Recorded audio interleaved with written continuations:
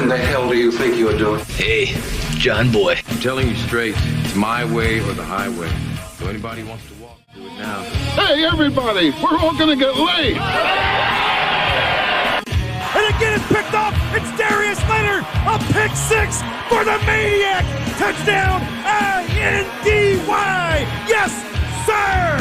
Oh, the chicken. Double time. Miles Turner. Yeah. John, I have never been better to be on the air with you here in Indianapolis, a place where so many of my dreams have come true. The Ride with JMV on 93.5 and 107.5. The Fan. And we ended in Glendale today with the conclusion of the 2022 Colts season. Our final Blue Monday is live at Buffalo Wild Wings today in Glendale off of 62nd Street. This is an absolutely awesome area. You know, we were just kind of reminiscing about the old school Glendale Mall back in the 80s around here, kind of being like a Galleria, if you remember, from, you know, the Valley Girl era when malls were budding in the late 70s, early to mid 80s right there, and Glendale Mall was just like it. But man, now this place looks absolutely spectacular. This Buffalo Wild Wings is right here in the heart of this particular area, and we are looking for you today because we sure as hell have a lot to talk about. I don't even know where to get to, honestly. I have no idea where to get to. So we will start with the debacle from yesterday.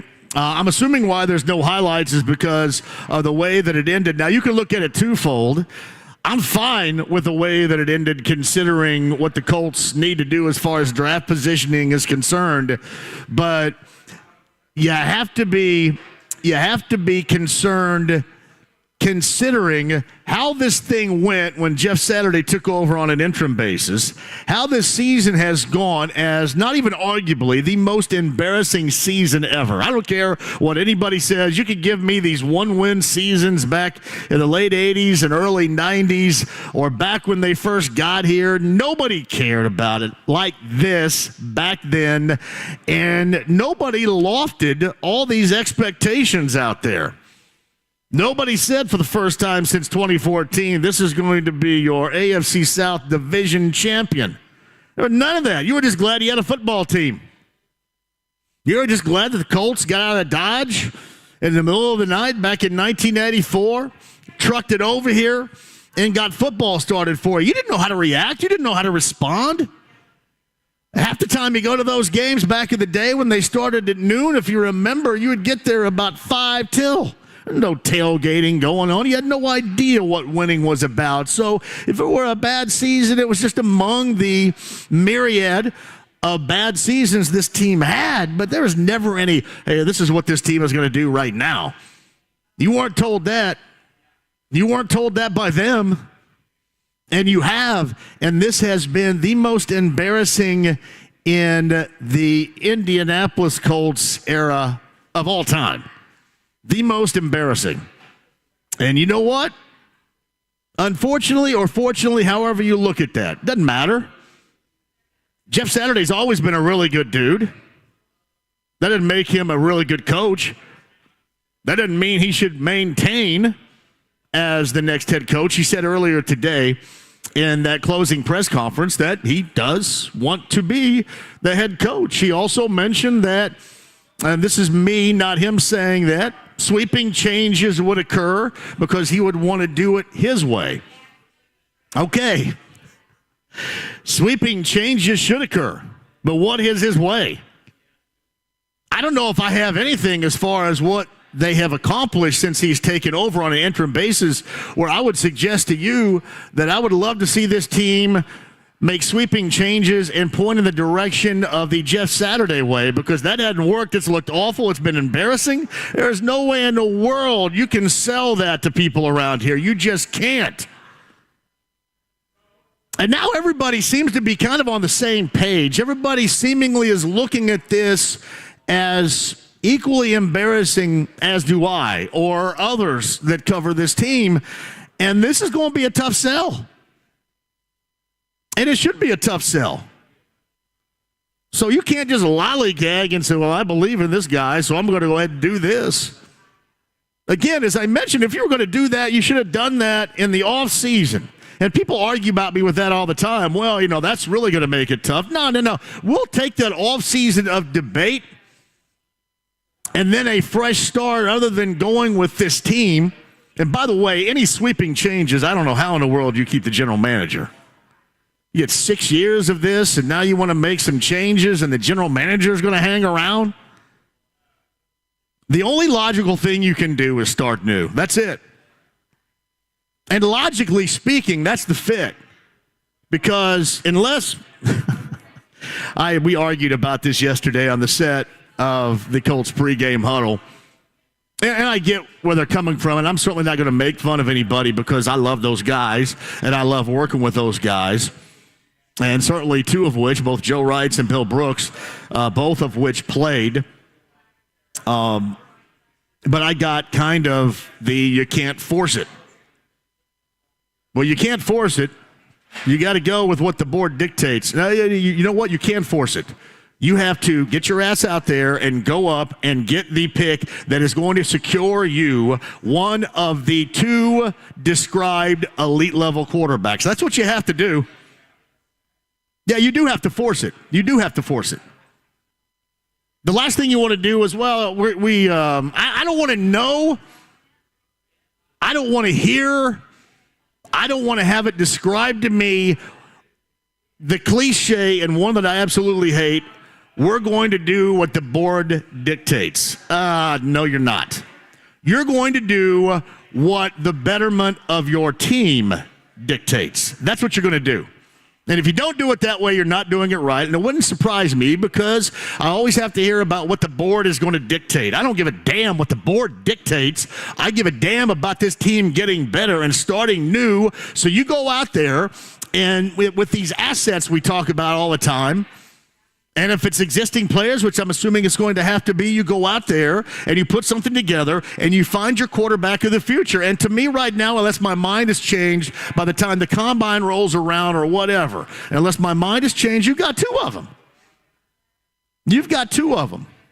Consider who you are right now. You're a team that could not beat a team that did not want to win.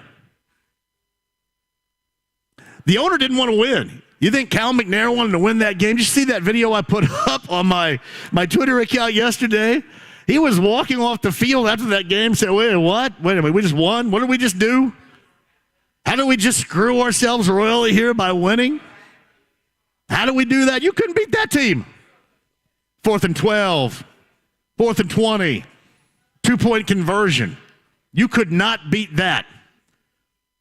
Yeah, one win within the crapwater worst division in the NFL. One win. Don't give me what the board dictates. Go out. Go out and get what you need. Now listen, they may like somebody else. They may like somebody else that I don't. They may not envision, I should say, Bryce Young or C.J. Stroud as I do. I felt really good after watching C.J. Stroud, even in that loss to Georgia, about the way he played quarterback against Georgia. So that would be with what I would go with right now would be it. Kind of what you want to hear today, too, from Jeff Saturday is, man, this whole thing is a mess, and this is what we can't be like. None of this taking over. It's funny.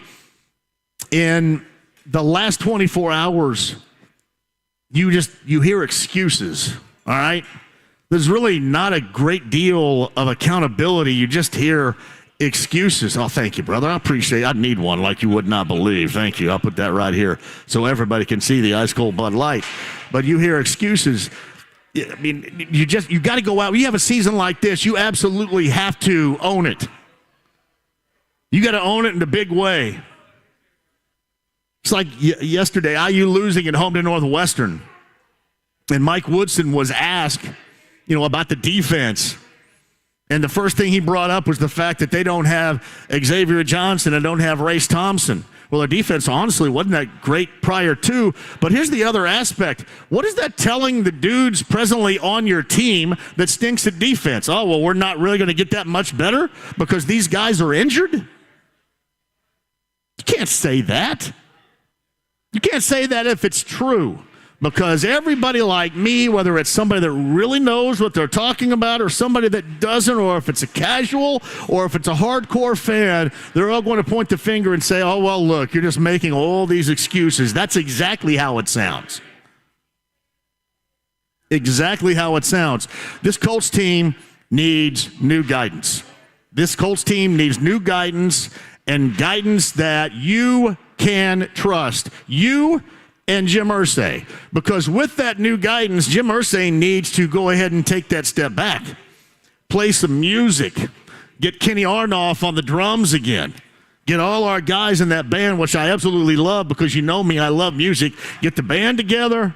Do your music and pop culture museum. I think all that is fantastic. Be a lead voice in ownership in the NFL. Do all that. But get somebody that is hardcore and somebody you believe in to where you feel now that this thing is in the right direction and you're not going to have to puppet somebody.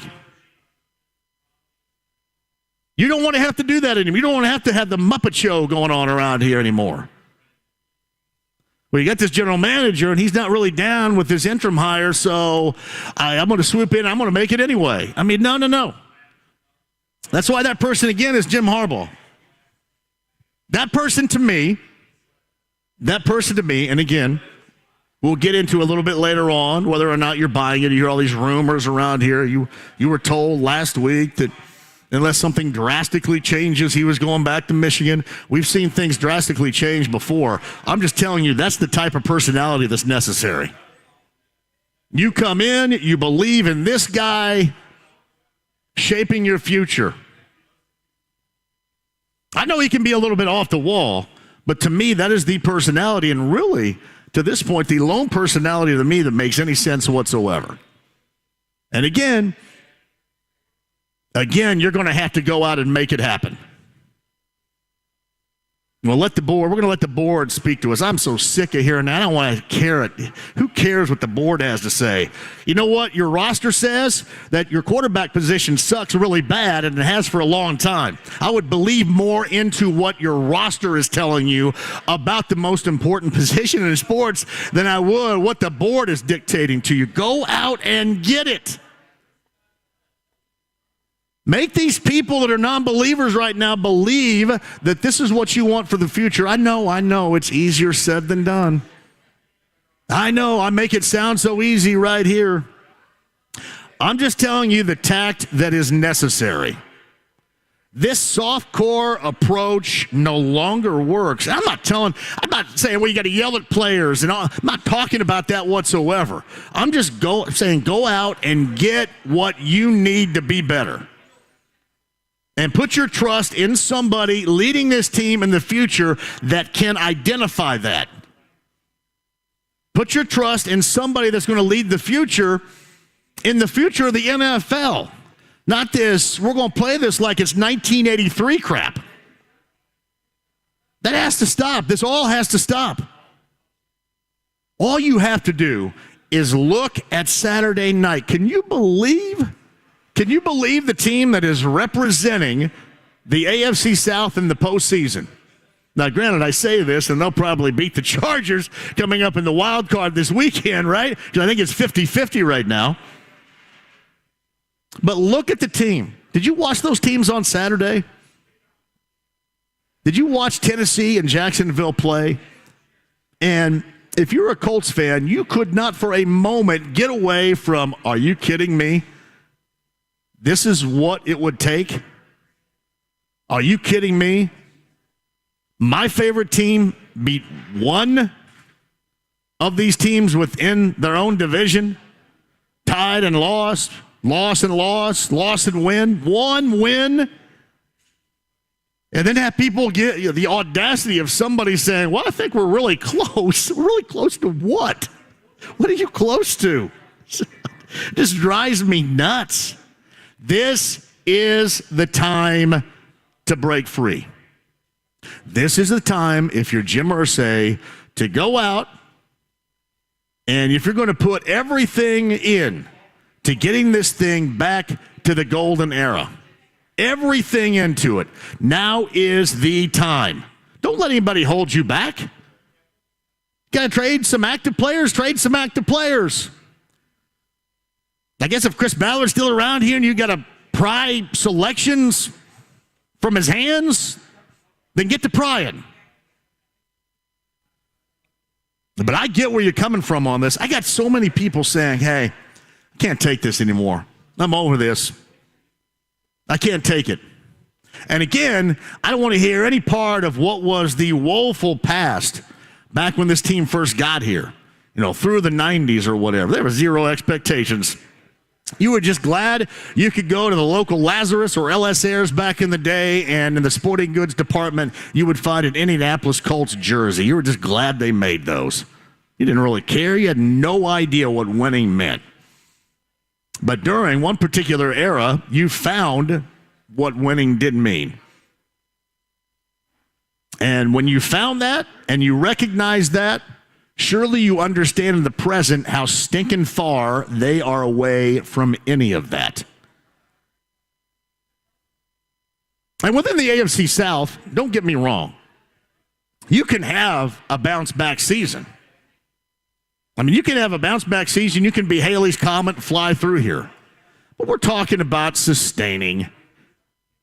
Sustaining like the Colts have sustained since 2014 and not winning an AFC South Division title when the others have all won too. That type of sustaining. Believe me, I feel confident in speaking for you right here. That's what you want, and there is no doubt that is what you need. And what you don't need is a reboot of this. How can you even fathom the thought? And really, if you're Jim Irsay and you preach all the time, how much you want to win and how much this matters to you, how can you not just get up and dust yourself off from the stench that was the most embarrassing season of your time here in Indy and say, all right, we've got a clean house on this? How do you not do that? And then make it happen. Yeah, yesterday was ridiculous. Houston getting the win. Cal McNair, I don't know if he was more angry that he was just ready for a new coach after 1 year of Lovie Smith, or what, you went out and won this game? What are you doing here? That was altogether really silly. And then the Colts losing to a team that had a great deal. You saw it in the third quarter especially. It didn't look like the Texans wanted any part of it. Davis Mills was throwing it all over the place. And then the Colts, and you know what's scary about yesterday? That's the real Colts. That's your Colts right now. That's it. That is it. I feel quite certain that that's not the Houston team that we saw in the fourth quarter. Don't you? That's not them. But what we saw is most definitely this Colts team. That's who they are. You can make a serious argument right here, right now, that this is the worst team in the NFL. How do you not clean that all up? How do you not say, yeah, we got something else we have to do here? And then go out and get somebody that you feel absolutely can take over and get the job done. And at the same time, speaking from an owner standpoint here, if you're Jim Irsay, doing all this stuff that matters a great deal, and it matters to so many, but getting somebody in here you trust to execute a plan for both short and long-term success so you can step away, you can step back,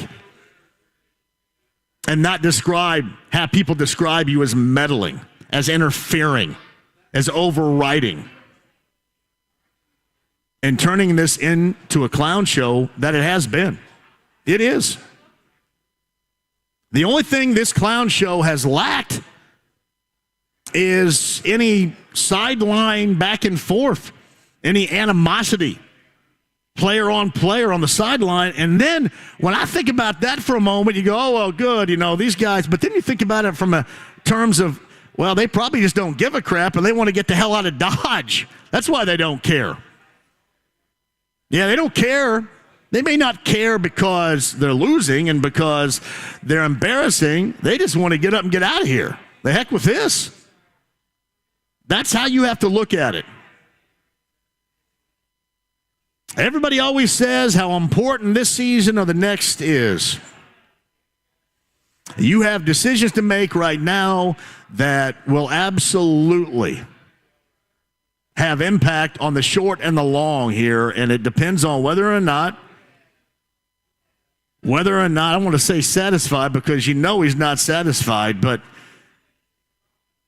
if what you have seen is enough, and I think with most people out there, what you have seen should be. Of course, we'll talk about that. Your calls inside the lounge via YouTube Live, 239-1070. If you guys want to jump on board, I have plenty of time for you. You know, it's funny. Normally in a season like this with a game like that, you just think about, you know, you're angry or you want to be angry. I don't really get into being angry, but a stern presence in the description of this organization right now is necessary. Not giggling and joking and, this is so funny. Nothing's funny about this. Nothing's funny about this embarrassment. Well, wait a minute. You know, we're not the owner. We're not the one spending the money. Yeah, you are the one spending the money. And you're right. You don't have ownership money. And that's your disposable income that's going out the window right now to go watch this clown show. So make no mistake about it. You got to voice your opinion. You got to get out there, and not in a jackass way, but you got to get out there. Enough is enough on this. Like, I saw way too many people yesterday just kind of laughing about it. Oh, this is funny. That is the past right there. That's what people did back in the day. People laughed about it. People joked about it. Bob and Tom did show after show and joked about it. Duke Tomato came on and week after week wrote a different song about it. That, with this season, is who you have become. And you don't want that. You don't want that because that has a potential to hang around much longer than a year or two or a year in a couple of weeks if you really want to get down to it from last year. That has the potential of becoming who you are, and you don't want it.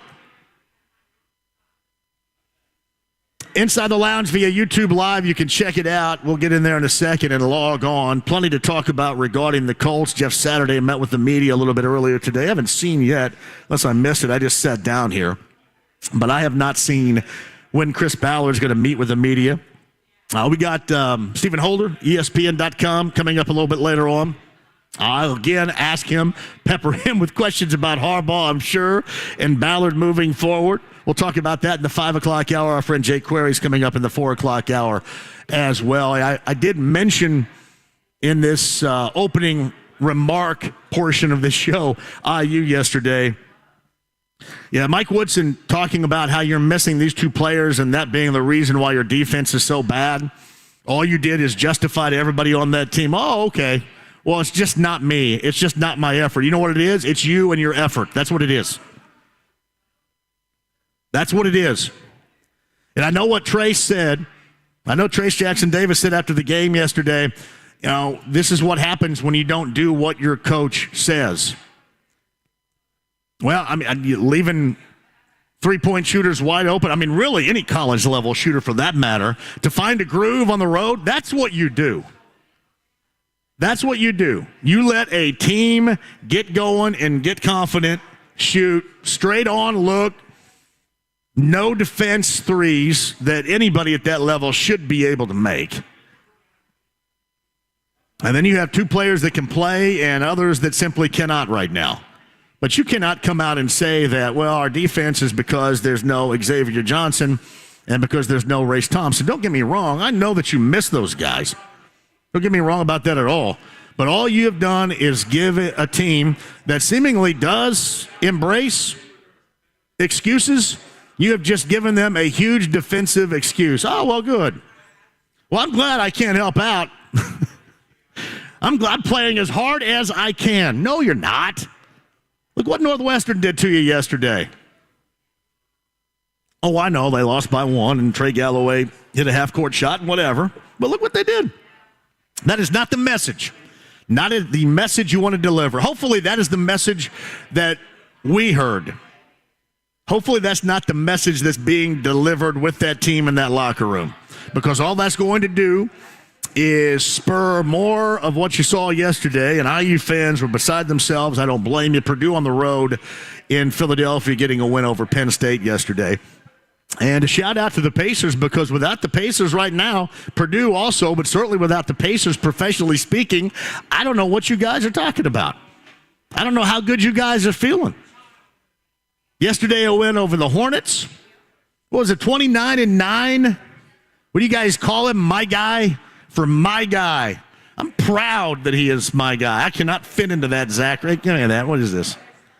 Is this for me? You want me to put this on during the show? Hey, Inside the Lounge via YouTube Live. Promotions dude, guru, Zach wants me to put this. What is this, like a wrestling singlet right here or something? What am I putting on? Want me to put this on, Brittany?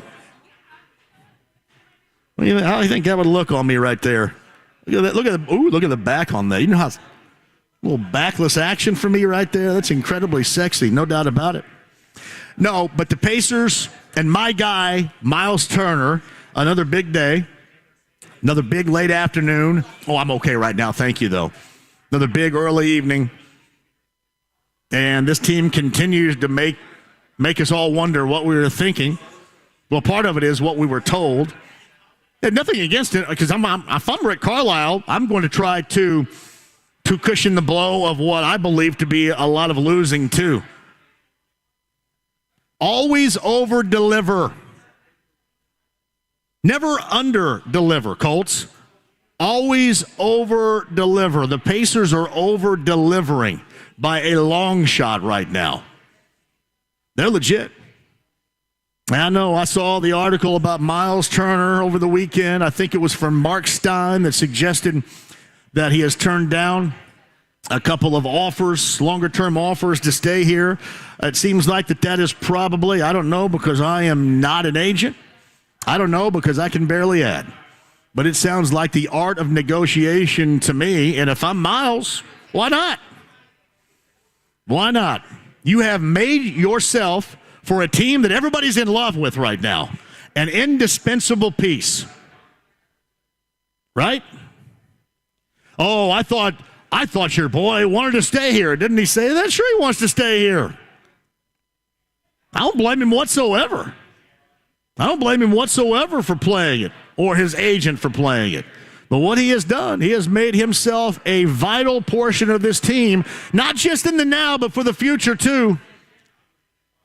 Yeah, good luck going back out and finding somebody like this right now. I just love it, though. The best part about it is for me to stick it to everybody out there, and that's great. I need to have, like, everybody's name written down that has constantly sent me tweets, mean-spirited tweets, and, you know. And I love just go back and give that. What? How about this? What's his name? Dustin Numbnuts from Franklin Central, right? What's that guy's name? Dustin, at least he puts a name to it. I will give Dustin Numbnuts something. At least Dustin Numbnuts puts his name to it. Half these guys out there are anonymous. Oh, wait a minute. I'm anonymous. But I love sticking it to you. It feels really good. This makes me feel good. A little payback's good. Especially in terms of what this Colts team has looked like, considering what the Pacers are playing like right now. Wednesday, Pacers on the road in New York. And, yeah, a little bit of momentum there. A little bit of motivation courtesy of Wally Szczerbiak, even if he did apologize. It's coming up on Wednesday. All right, quick break and we'll come back. It is my man James back at the studio. We're going to line up some calls. I'm going to take those calls. We're going to talk about the direction of the Colts. We don't even necessarily have to rehash what has been the most embarrassing season in the history of the Colts here, but we can talk about the future and what is necessary in this future. 239-1070. Inside the Lounge via YouTube Live. If you're in the lounge today, this is and I don't know, Greg will have to tell me tomorrow. Greg Rakestraw left this T-shirt on my desk, and I mentioned this on Friday's show. It's like an old school Seattle Supersonics logo, but in terms of Indianapolis and the skyline. It is awesome. So thank you, Greg, for that. I'm rocking that Inside the Lounge via YouTube Live because I am all about Indianapolis. The stream, the app, HD Radio, as we are live in Glendale, our final Blue Monday of the season. Buffalo Wild Wings, looking for you. I do have stuff to give away. You can sign up for that. Ice cold Bud Light on hand as well. Great food on what is National Championship Monday night. Georgia and TCU coming up later on tonight. We'll even dive into that coming up in a bit. 93.5 and 107.5 The Fan. It's the playoffs. Join JMV for Larceny Locks and Lunazul Shots Playoff Edition live this Thursday from 3 to 6 p.m. at Pearl Street Pizza in Geist. He'll share his picks for which games had the locks of the week. Larceny Locks and Lunazul Shots. Smooth. Home shows provide homeowners the deepest discounts of the year on remodeling projects. And right now, Window Nation is bringing home show savings right into your home. Schedule a free, no-obligation in-home demonstration today and lock in this incredible offer. Get 2 free windows with every 2 you buy with no limit.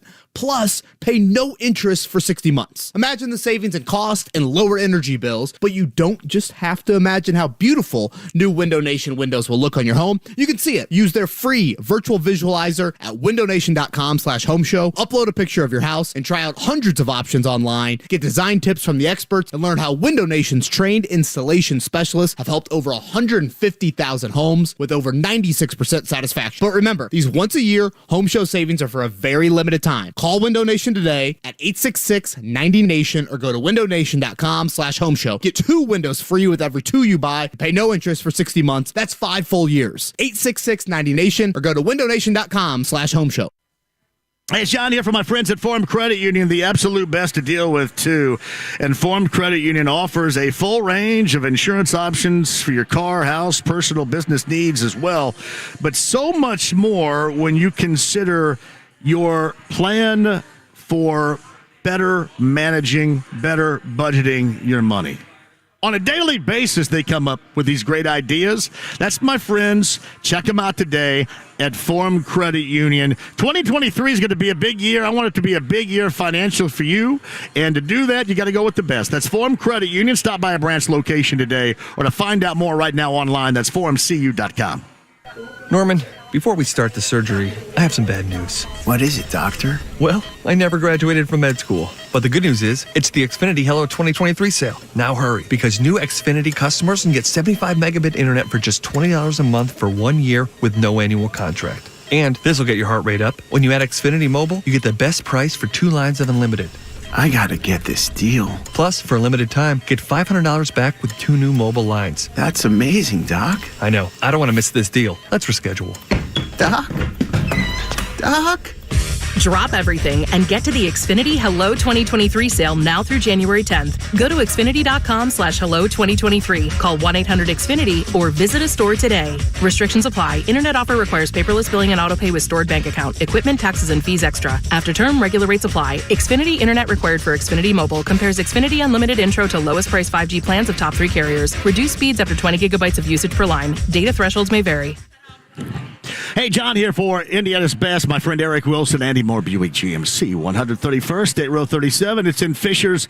Check out the brand new GMC Acadia. It's the Elevation Package. I love it, and you will too. Great pricing, great folks to deal with, and the service after the sale with Andy and the gang up there is absolutely unmatched. So ask for my friend Eric Wilson and let he and his staff go to work for you for a new set of wheels for 2023 in one place. It's Andy Moore Buick GMC, 131st, State Road 37 in Fishers. When it's a new year, I like to think about jewelry in a new way. I'm a Shane Company jewelry consultant, and I love how one piece of jewelry can hold so much meaning. It can mark a moment, symbolize a new adventure, or simply remind you of a personal goal. At Shane Company, our jewelry is created with an artisan's eye and a master jeweler's touch. We design it ourselves and offer a free lifetime warranty. With styles in every price range, it'll be easy and fun to find something that's meaningful to you. Have you seen our peach morganite jewelry set in our signature shade of rose gold? It's gorgeous, a reflection of how you'll feel wearing it. The butterfly is a symbol of hope and transformation, and our butterfly necklace shines with vibrant sapphires and diamonds. Opals are believed to promote creativity, and Shane Company opals are chosen for their mesmerizing colors. Come in and try on anything that catches your eye. Find something beautiful that's an expression of you. Now you have a friend in the jewelry business. Shane Company and shaneco.com. Anyone who has ever needed self-storage knows what a hassle it can be. You have to rent or borrow a truck and then find someone to help you move your stuff. And let's face it, moving furniture and heavy items without damaging them isn't easy. Renting the unit is worse. The hidden fees and admin costs are scarier than the dingy facilities you're leaving your stuff in. Why not use Closet Box instead? Closet Box is self-storage without leaving home. They'll pick up your belongings, store them securely, and bring any item back when you need it. The best part? Unlike traditional self-storage, you only pay for what you store. No paying for unused storage space. Closet Box's background check storage movers are licensed, bonded, and insured and will take care of all of the heavy lifting. Closet Box's local storage centers are temperature controlled and monitored 24/7. Closet Box has an A+ rating from the BBB. Call 877-233-5696 now for the season's best rates. Get $50 off first month storage using code RADIO50. That's 877-233-5696. 877-233-5696. A new season, a new QB, a new look. Football is back. And so are Bud Light Blue Mondays. Join JMV Mondays at Buffalo Wild Wings for ice-cold Bud Lights, Colts football talk, and your chance to win tickets to Colts games. Tonight, stop by and see JMV at Buffalo Wild Wings on East 62nd Street in Glendale. JMV, Bud Light, and you. Doing it for the shoe. Bud Light Blue Mondays. By now, you know that sound. It's the sound of the Home Depot. But what about those sounds? Those are the sounds of an LG wash tower with ultra-large capacity, serving up a powerful yet gentle clean in just 29 minutes. Making this the sound of savings on the best appliance brands. The Home Depot. How doers get more done. Get up to 25% off the LG wash tower with ultra-large capacity and reduced wash time. Pricing valid January 5th through January 25th, 2023. Gas dryer extra. U.S. only. See store or online for details. Need new tires? Skip the long appointments and bad coffee. With Go Mobile Tires Indy, order tires online and have them installed at your home or office. GoMobileIndy.com. We come to you. It has no beginning. The start of something special right here, man. Let's go. And no end. Look, you got to get your team ready to play. It is a constant. Get a rhythm going. Through every season. Come back again. It is always Colts season. Firing, hiring, free agency, the combine, the schedule, the draft, OTAs, minicamp, training camp, kickoff. The offseason questions is a season to be answered for this Colts team. The best Colts coverage is on 93.5 and 107.5 The Fan. The Ride with JMV. You take drugs, Danny? Every day. Good. So what's the problem? I don't know. 93.5 and 107.5 The Fan. Listen, I have a very clear vision of how I can turn this football team around. And I have a plan of attack that I understand this is what I believe has to happen for us to turn a corner. And so I'm not one that wavers. I'm not one that gets disjointed, very, very quickly. I'm pretty steadfast, and I think I've shown that in the way that we're gonna operate. There are gonna be principles of this team. I can just generally, from a practice perspective, what does this thing look like? From a schedule perspective, what does it look like? From, an organization, what does the alignment look like? From training, equipment, right, practice, all those different things. Saw Jeff Saturday from a little bit earlier today. What about what the talent looked like? I'll be honest with you, I don't give a damn about the practice schedule or any crap like that. What's the talent look like? Why is, all this talent that's supposed to be accumulated here not worked? If Jeff Saturday is a part of this thing organizationally to be a part of it, I can't say that I'd be unhappy with that. But for God's sake, just go out and get Jim Harbaugh and call it a day. Is this rocket science? I don't know. Am I doing rocket science? Because I'm not smart enough to do rocket science. So tell me if this is rocket science, and then I will excuse myself. Just go out and give Jim Harbaugh a lot of money and say, come back here and get this team back to the glory days. Put this team on the fast track like he did back in the year 1995. for a fleeting moment. At the very least, give him Haley's comment like you did back then under center. Doesn't seem like it's rocket science to me. Go out and get him. Go out and get him. But to do this thing again, can you imagine if this is rebooted this offseason? You thought last offseason was bad. But really, last offseason, you have a convenient scapegoat. It was Carson Wentz. Now this offense sucked because of Carson Wentz. You blew those final 2 weeks because of Carson Wentz. Carson Wentz's fault this. Defense sucked. Carson Wentz. The heater in the bus was out. Carson Wentz. Refrigerator's not cooling the way that it should. Carson Wentz. There's no convenient excuse this year. The blame is going to go fully on the owner.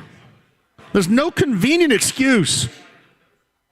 There's no, this guy was not a sufficient leader. This is why this was a mess at the end. No, this is on you. So fix it. This is not a reboot thing.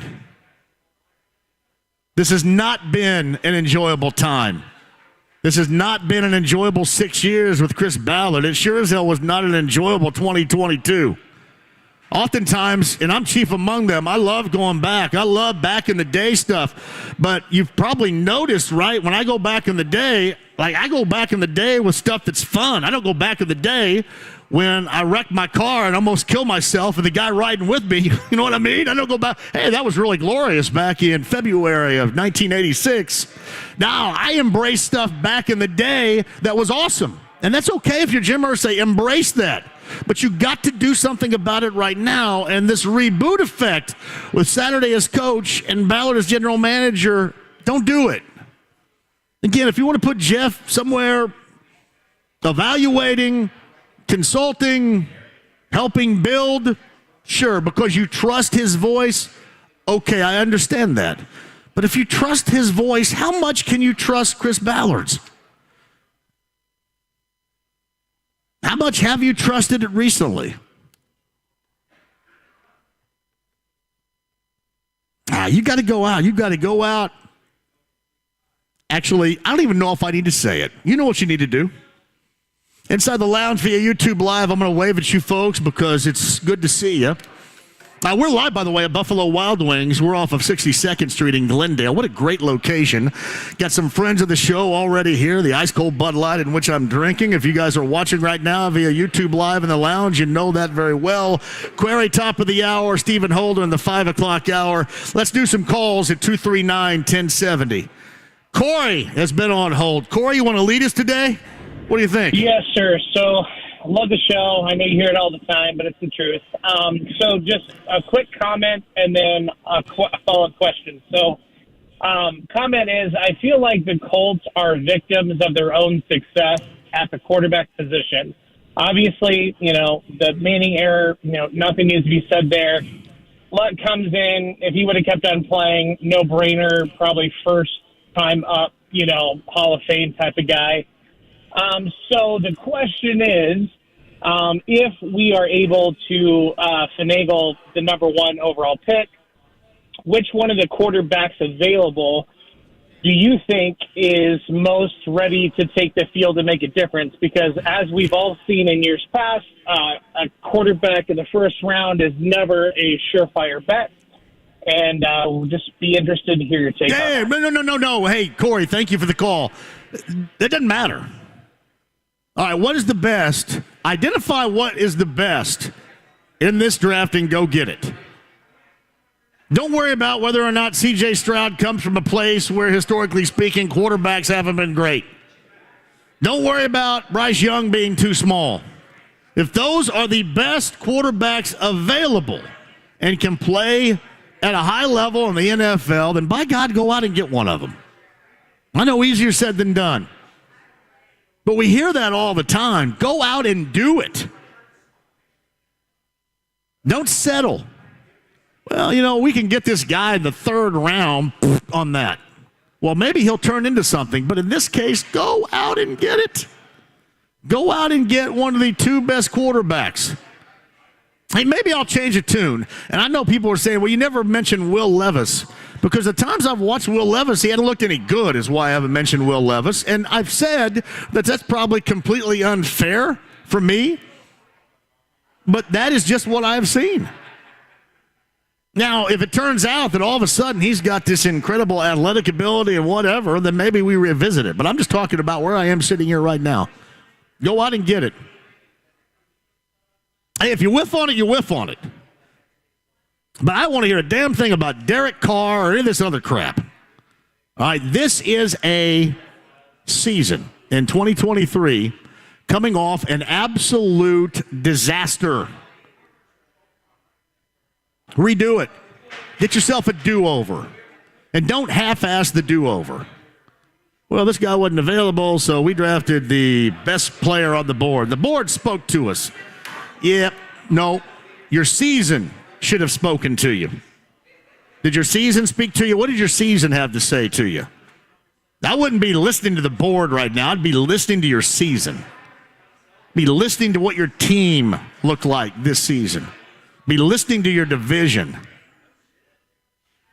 I'm assuming that both Young and Stroud are not at the top of this list just by virtue of somebody saying, hey, just go ahead and throw them up there. And I loved what I saw in C.J. Stroud. I don't care. Much like I mentioned, it was unfair, my assessment of Levis from a couple of games.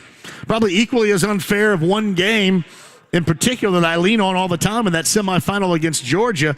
But it was high-level talent, and he, to me, was a high-level quarterback.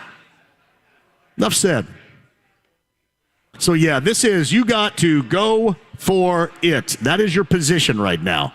And you got to go for it in more ways than one. You got to go for it at the quarterback position. I don't want to hear anything else. And you got to go for it from a standpoint of look at what you were, look at what you have been, and you got to recreate. You got to remold. That is your target this offseason. And getting back to Luck, there is no doubt Andrew Luck mammothly screwed everybody. He did.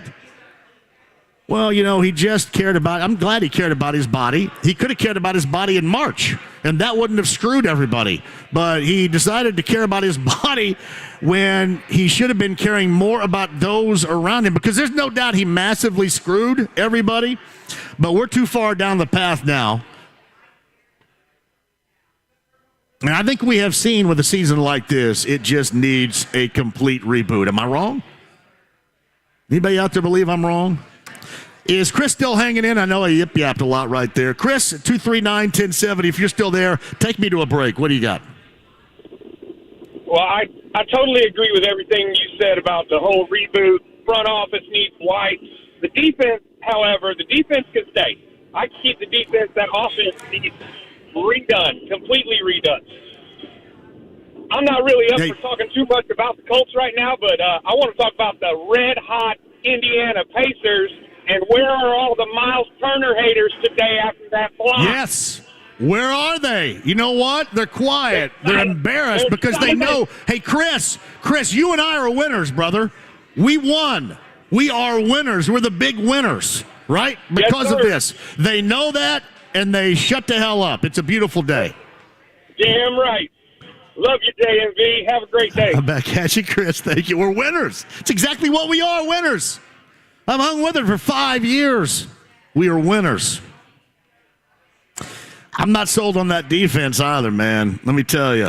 That defense was out there yesterday. Yeah, what? 4th and 12, first down. 4th and 20. That defense was out there running around too. I'm not as completely sold on the greatness of that defense as is everybody else. I think that is a common theme, though. You just kind of embrace something because it's really the only embraceable thing. That's like me. I tweeted yesterday, you absolutely have to bring back Chase McLaughlin because literally that has been one of, if not the only bright spot in this team this year. I know, Grover Stewart. Chase McLaughlin is the guy that has to come back. So I get a chance to talk about the kicker. Quick break. Welcome back to in Glendale, Buffalo Wild Wings Blue Monday, 93.5, 107.5 The Fan. Are you dealing with foot, knee, hip, or back pain? We can help. Hi, this is Phoebe with the Good Feet store, and I want to talk about your discomfort. Did you know that your feet have a quarter of all the bones in your whole body? With 4 arches, 33 joints, and over 100 ligaments and tendons in each foot, it's no wonder so many people suffer from foot, knee, hip, and back pain. Stop throwing your money away on all those over-the-counter products and expensive shoes that just can't do what the Good Feet store can. At America's Arch Support Store, we teach you everything you need to know about how our patented 3-step system will work to solve your problems so you can get back to living the life you love without your pain getting in the way. Come in today for your free personalized fitting and test walk and trade in those bad feet for some good feet. Don't just live with the pain. Discover your options at the Good Feet store. We're in Fishers and Greenwood. Call 829-1040 or visit goodfeet.com to make your appointment today. Get back to doing what you love with Arch Supports from the Good Feet store. Hey, everybody, we've all heard stories from friends and family about something really bad that happened. You're in an accident. There's a painful, life-altering injury, huge medical bills, even wrongful death, all from someone else's fault. Some of you are dealing with it right now, and that's where the attorneys at Paul Ritchie Law Firm can help. It's Tony Patterson, Paul Cruz, and John McLaughlin. Lead a team with over 70 years of collective courtroom experience and millions of dollars in jury awards and clients. Check that. And settlements for their clients. Now, none of us can change the past. Just know that Tony, Paul, and John are on your side to help you and your family going forward. They're recognized by super lawyers and U.S. News and World Report as being among the leading injury lawyers in Indiana. So even if you're not quite sure you have a case, give Paul Ritchie a call. They're going to listen and give you their free, experienced legal opinion. It's 317-269-2509 or visit PARinjury.com. That's PARRinjury.com. Dan Dockage for Affinity Whole Health. Affinity is the leader in testosterone and hormone replacement therapy, and I got to tell you, I see why. Since I started a testosterone replacement program with Affinity, my energy, mental focus, drive, everything is up, and the physical benefits are amazing. Check them out at feelgreatindy.com. Guys, you can improve the way you look, the way you feel. You can build muscle and lose fat. Affinity will give you the roadmap. Go to feelgreatindy.com. That's feelgreatindy.com. Hey, John here. I got a number for you. You got to make sure when we get those consistent temps like we did about a little less than a month ago now around Christmas when it was below zero, make sure that you are set up for the next couple of months of wintertime. It's 317-353-2141. John and Chris Love at Love Heating and Air, making sure your system is running smoothly. We want you to be warm and comfortable in your home during the wintertime. Got to make sure your system's working efficiently, and give my friends at Love Heating and Air a call today. Hello, Billy. 317-353-2141. That's love-hvac.com today. Hellsberg Diamonds presents The Guy Who Did His Homework. When it came to Jill's engagement ring, Brady knew exactly what to get. Okay, so I came up with a design and showed it to all of our friends. She'll love it. Then he went to Hellsberg. Their incredible selection of high-quality, lab-grown, and natural diamonds made creating that special ring easy. Her reaction? I love it. Can't wait to tell everybody. Everybody might know about it. Be like Brady. Create the ring of your dreams at a Hellsberg near you or at Hellsberg.com. Ask now about special financing offers. Guys, if you've noticed a lack of energy, motivation, and drive, it could be low testosterone. So schedule your complete health assessment at Low T Center today. They now offer the convenience of monitored self-inject at-home testosterone treatments. That's $155 a month cash pay or is covered by most health insurance. If you don't live near a Low T Center or you just need the convenience of the at-home treatment, Low T Center makes it easy. To get started on treatment, it's only the first 2 visits in person. That's lowtcenter.com to schedule your appointment today. lowtcenter.com. That's Low T Center, reinventing men's healthcare. Hey, it's Dan Dockage for Affinity Whole Health. Guys, do something for yourselves. Go to feelgreatindy.com. I'm on a testosterone replacement program with Affinity. Let me tell you, the benefits are amazing. Go to feelgreatindy.com. That's feelgreatindy.com. I stopped smoking with Mark Patrick's hypnosis when nothing else worked. 1 year later, my wife Michelle and I attended the Mark Patrick Weight Loss Hypnosis Seminar. In 2 months, lost 43 pounds, and she lost 18 pounds. And we feel great. Seminars January 19th at the Holiday Inn Express and Suites in Noblesville. Weight loss 5:30, stop smoking 8 p.m. Or January 21st at the Holiday Inn Indianapolis Airport. Weight loss 11 a.m., stop smoking 2 p.m. Register at markpatrickseminars.com. The Pacers head to the Big Apple to face the New York Knicks. Wednesday night at 7. on 93.5 and 107.5 The Fan. The Ride with JMV. If somebody gets in your face and calls you a I want you to be nice. 93.5 and 107.5 The Fan. Wiley Cox is set up to the left side. Michael Pittman Jr. over that way as well as they give off to Zach Moss. Jump cuts his way outside. Fighting forward at the 5. Still going down around the 3. He's in there. Touchdown! Zach Moss, a 15-yard score. Touchdown! INDY. And it's now 17-13. Yeah, Zach Moss goes over 100 yesterday, and the Colts lost at home to the Texans in that season finale. And with that win, the Texans screw themselves. Actually, Lovie Smith maybe screwed the team that fired him a couple of hours later in the day yesterday. But it was the Texans with the win. 239-1070 is the number. Let's go Dennis up next. Hello, Dennis.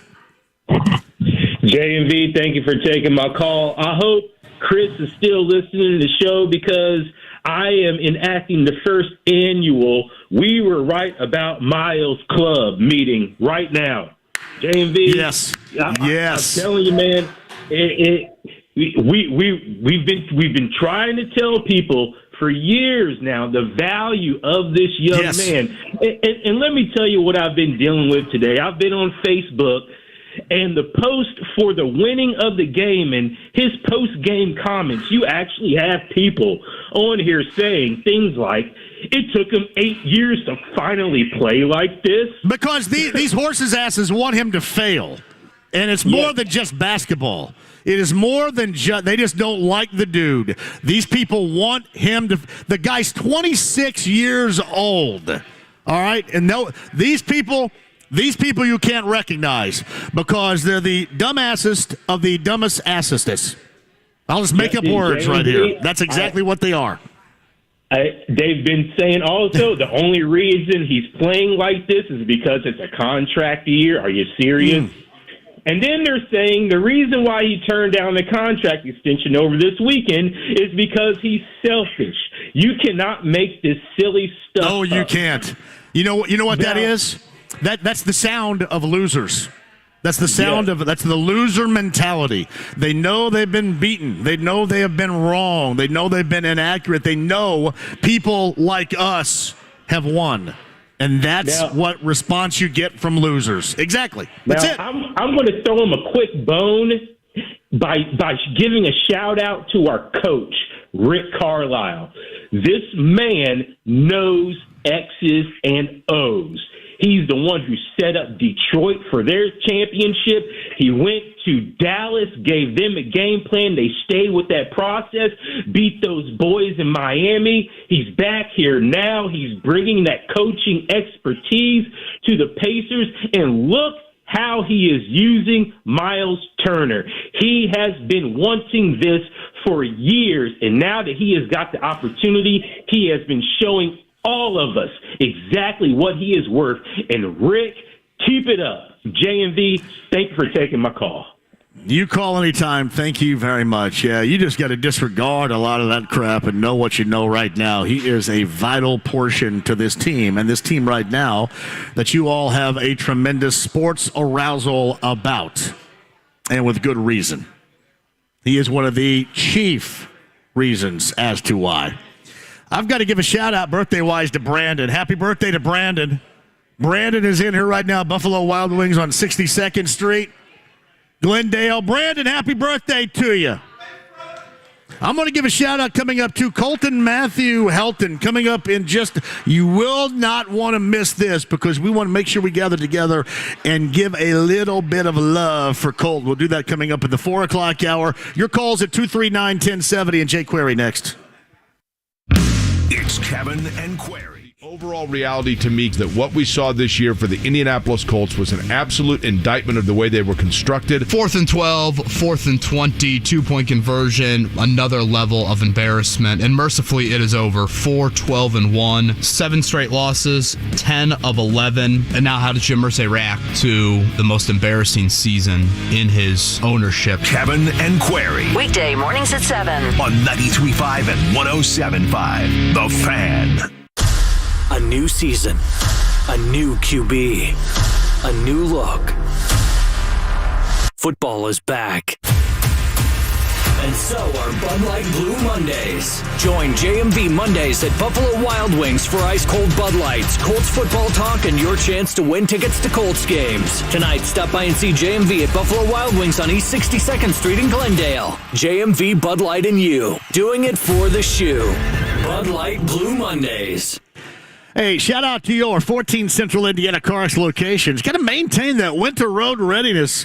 Winter can play havoc on your set of wheels. You don't want it. You got to make sure the Joe Childers Run CarX locations here in Central Indiana keep you up to speed.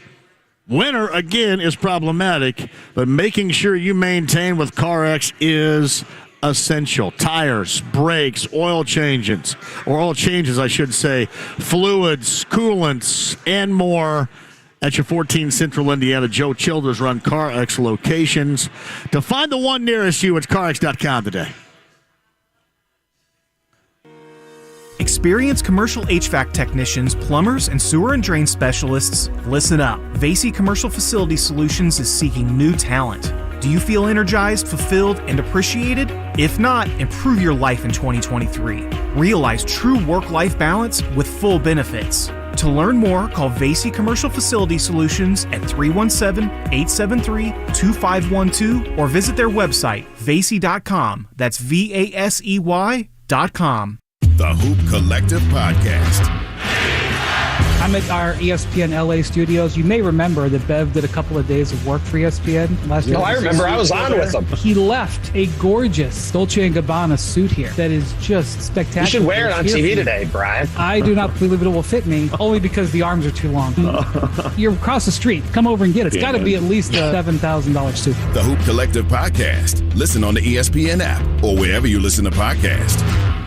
93.5 and 107.5, The Fan. WIBC HD2, W298BB, WIBC HD3, W228CX, Indianapolis. The Pacers head to the Big Apple to face the New York Knicks. Wednesday night at 7 on 93.5 and 107.5, The Fan. The Ride with JMV. Smokey, this is not Nam. This is bowling. There are rules. 93.5 and 107.5, The Fan. 58 seconds to go. Here's the game. It's 4th and 20 for the Texans at the Colts 28-yard line. Empty set for Mills. 5 wide. 3 go right. Flushed out of the pocket right side. Now being forced back in. Throws it downfield to the end zone. And it is caught for a touchdown.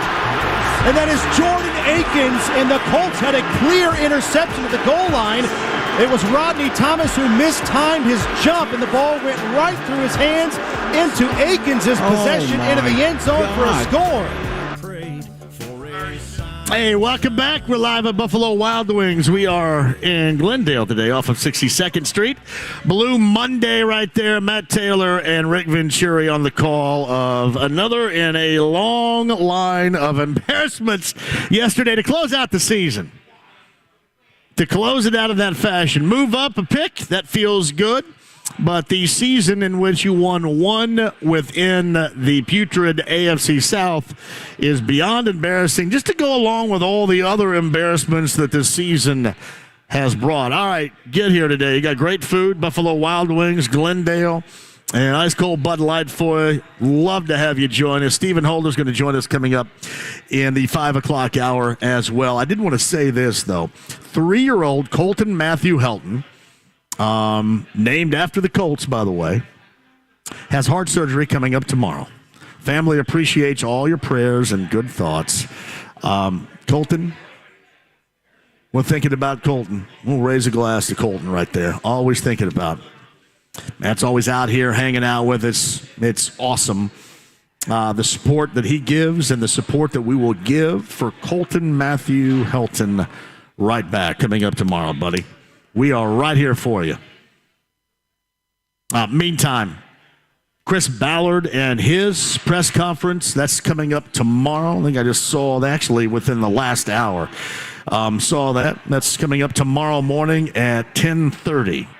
Chris Ballard will address the media again tomorrow morning at 10:30 a.m. We'll get to that. Pacers win yesterday. IU, as I mentioned, in the words of Mike Woodson, that just says, hey, All right, so you don't have these two players, so clearly you guys are okay with playing this horrible defense, which this is ridiculous. We'll dive back into that. Purdue a winner at Penn State, actually in Philadelphia yesterday as well. But on the Andy Moore Automotive Group hotline, he is Jake Query from the morning show. Kevin and Query, weekday mornings here on The Fan, again on the Andy Moore Automotive Group hotline. So, what do you think? I have said enough is enough. Go out and do what is necessary to get back what you want in your golden era if you're Jim Irsay. So I maintain if you want to keep Jeff Saturday around in some capacity, do it, just not as head coach. I maintain that you go someplace else for your talent evaluation, meaning after 6 years, enough is enough for Chris Ballard.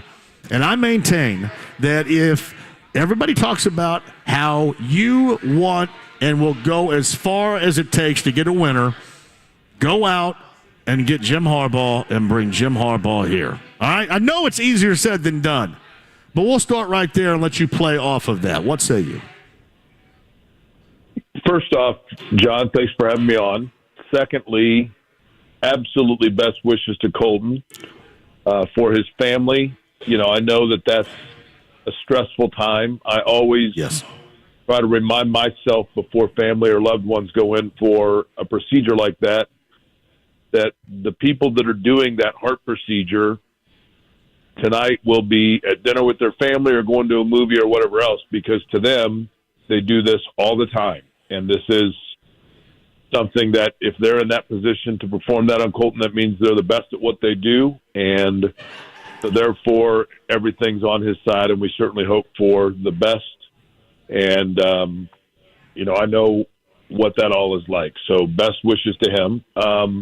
As for the Colts, let me begin with this. I saw today that apparently in the locker room, several players started talking up Jeff Saturday and making their case for him and talking about how he's a great leader and he should be given another chance. And I love Jeff Saturday. I mean, I like him as a guy. I like him as an individual and first-class human being, no doubt about it. And maybe he certainly knows football better than I. But if I'm looking at it from the outside, which I am, I'm looking at it and going, I think it's great that the locker room wants Jeff Saturday around, but why didn't they show that in the last 8 weeks? Because if he's a great leader, they didn't do a very good job of displaying that, because the last couple of weeks in particular, they looked totally checked out. And maybe somebody should have reminded them that that's what they were playing for. You know, maybe somebody should have reminded the Colts that talking about it's one thing, but get out there and do it, right? Because they certainly didn't. Other than the Vegas game, in the second half of games, they looked completely lifeless. I think Irsay's at an interesting crossroads here, because I think there are probably a yin and a yang pulling at him. Part of it is what he knows is the best to help his franchise win, which is to go out and get his guy, whether it be Harbaugh or, I don't personally believe that Sean Payton would come here, but, if that's what he wants, pony up the money, he's got it, and go out and get his guy and show that put his money where his mouth is. Otherwise, I think it's no coincidence, as I've told you before, just my opinion, but I think it's no coincidence that typically, since Jim Irsay has really corralled control back of his franchise, that most of the guys in position are guys that are getting their first opportunity in the NFL via Indianapolis, because that means that Jim Irsay has influence and has say. And you bring in a Sean Payton or a Harbaugh, and the things like the owner all of a sudden making quarterbacking changes aren't going to last very long, because those guys will say, I don't need this.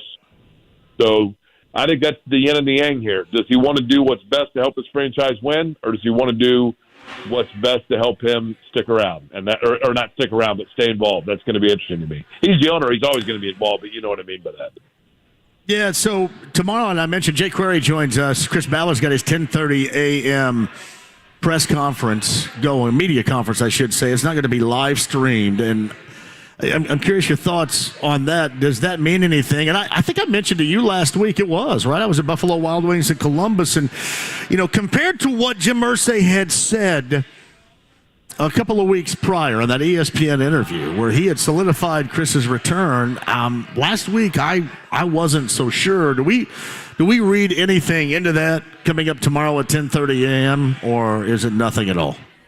That's a good question. Certainly there's precedent. If I'm not mistaken, and I'd have to go back, Kevin was talking about it this morning when we had Mike Chappell on. I mean, when Ryan Grigson was ultimately not retained, it was a while after the season had ended. Right. I think Chris Ballard's going to be back. I mean, I think now I'm probably more convinced of that than ever. In terms of the timing of when he's going to talk and what he's going to say, I don't anticipate him saying anything groundbreaking other than it is my hope, just because of the fragile nature with the fan base of where the franchise is right now.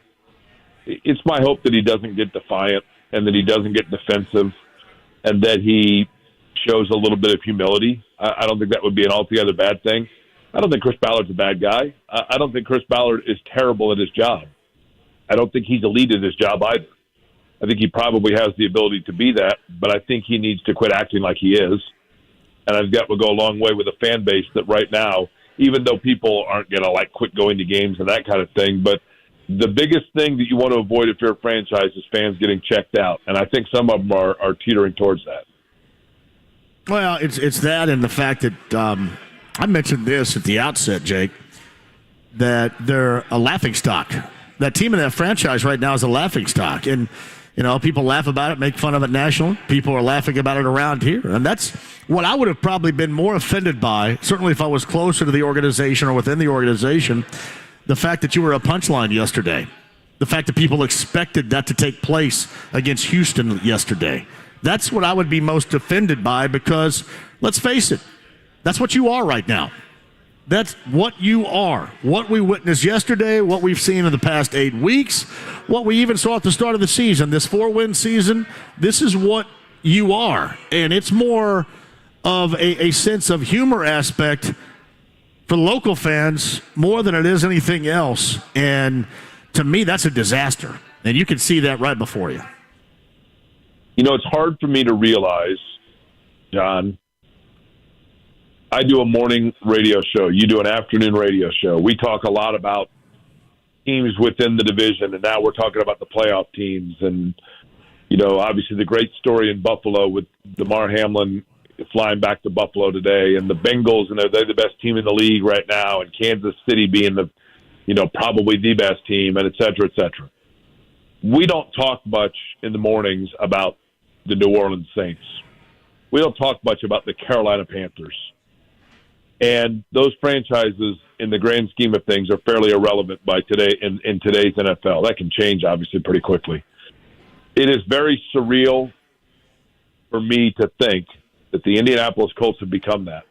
The guys doing the morning and afternoon sports talk shows, respectively, in Nashville and Charlotte and New Orleans and Sacramento, they don't care about the Colts. They don't talk about the Colts. That franchise is totally irrelevant to them. And for a franchise that has been in the upper quartile of upper quartiles for a quarter century now, that's got to hurt. That's got to hurt. And if I'm Jim Irsay, that's a hard pill to swallow. But that's the reality of it, John. And that's totally weird for me to say. That, it used to be, you're like me, it used to be that we would get phone calls from radio stations around the country that wanted to talk about the Colts and preview the Colts game or talk about the latest happenings within the franchise. Now the only time anybody asks is when it's the team they're playing that week, because nobody else cares. And that's a hard pill to swallow.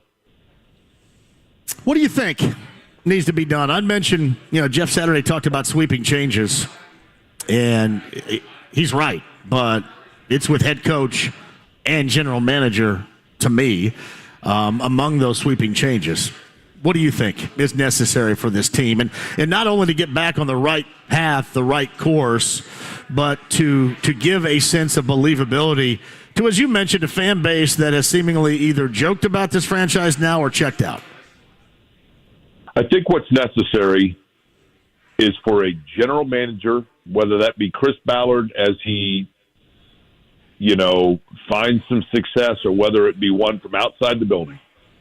I think what is necessary with this franchise, really with any franchise, is to have the general manager or team president or whatever title you want to have the highest ranking official that is not part of ownership, have total autonomy, and have the owner step aside and trust whoever it is that they're hiring to run the franchise to run it without interruption. And that is not a knock directly at Jim Irsay. I would say that regardless. I would say that about the Pacers. I would say, whatever it might be. Jim Irsay's been around football his whole life. I understand and respect that. And I think he does know the game more than most owners. I understand and respect that as well.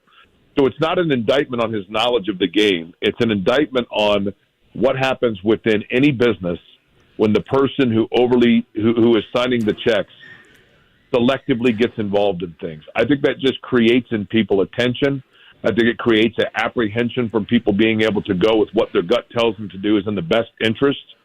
And I think that that's the case with this football team. I think, to be fair to Chris Ballard, at times he probably is overlooking his shoulder because he's thinking, gosh, is this going to be the right move? If this is the wrong move, is the owner going to come in and usurp me? Is he going to bring somebody else in? Is he going to fire somebody without asking me?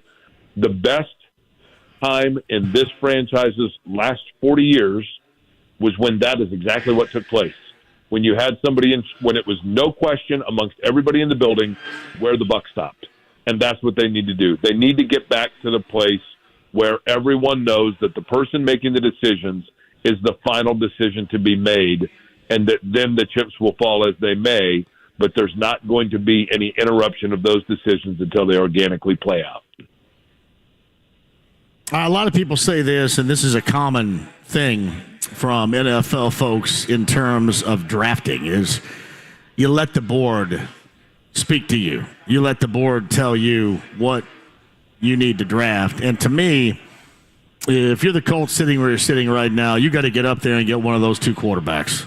I mean, you just absolutely have to do that. And that's, to me, it's more of your team and certainly your offense telling you what you need to do. I don't care what the board says on the draft. I just care about what your team is telling you, and that's what needs to be done. Now, again, it's going to take a lot, and as I sit here, I know it's easier said than done. I'm making it sound really easy, and it's absolutely not, but that's just a have to. For me, that is a have to in this spring draft. What do you think? Yeah, no, I agree with that. I mean, the time has come, right? I mean, Chris Ballard has managed to avoid, like I said, drafting a quarterback for Chris Ballard is college algebra to me.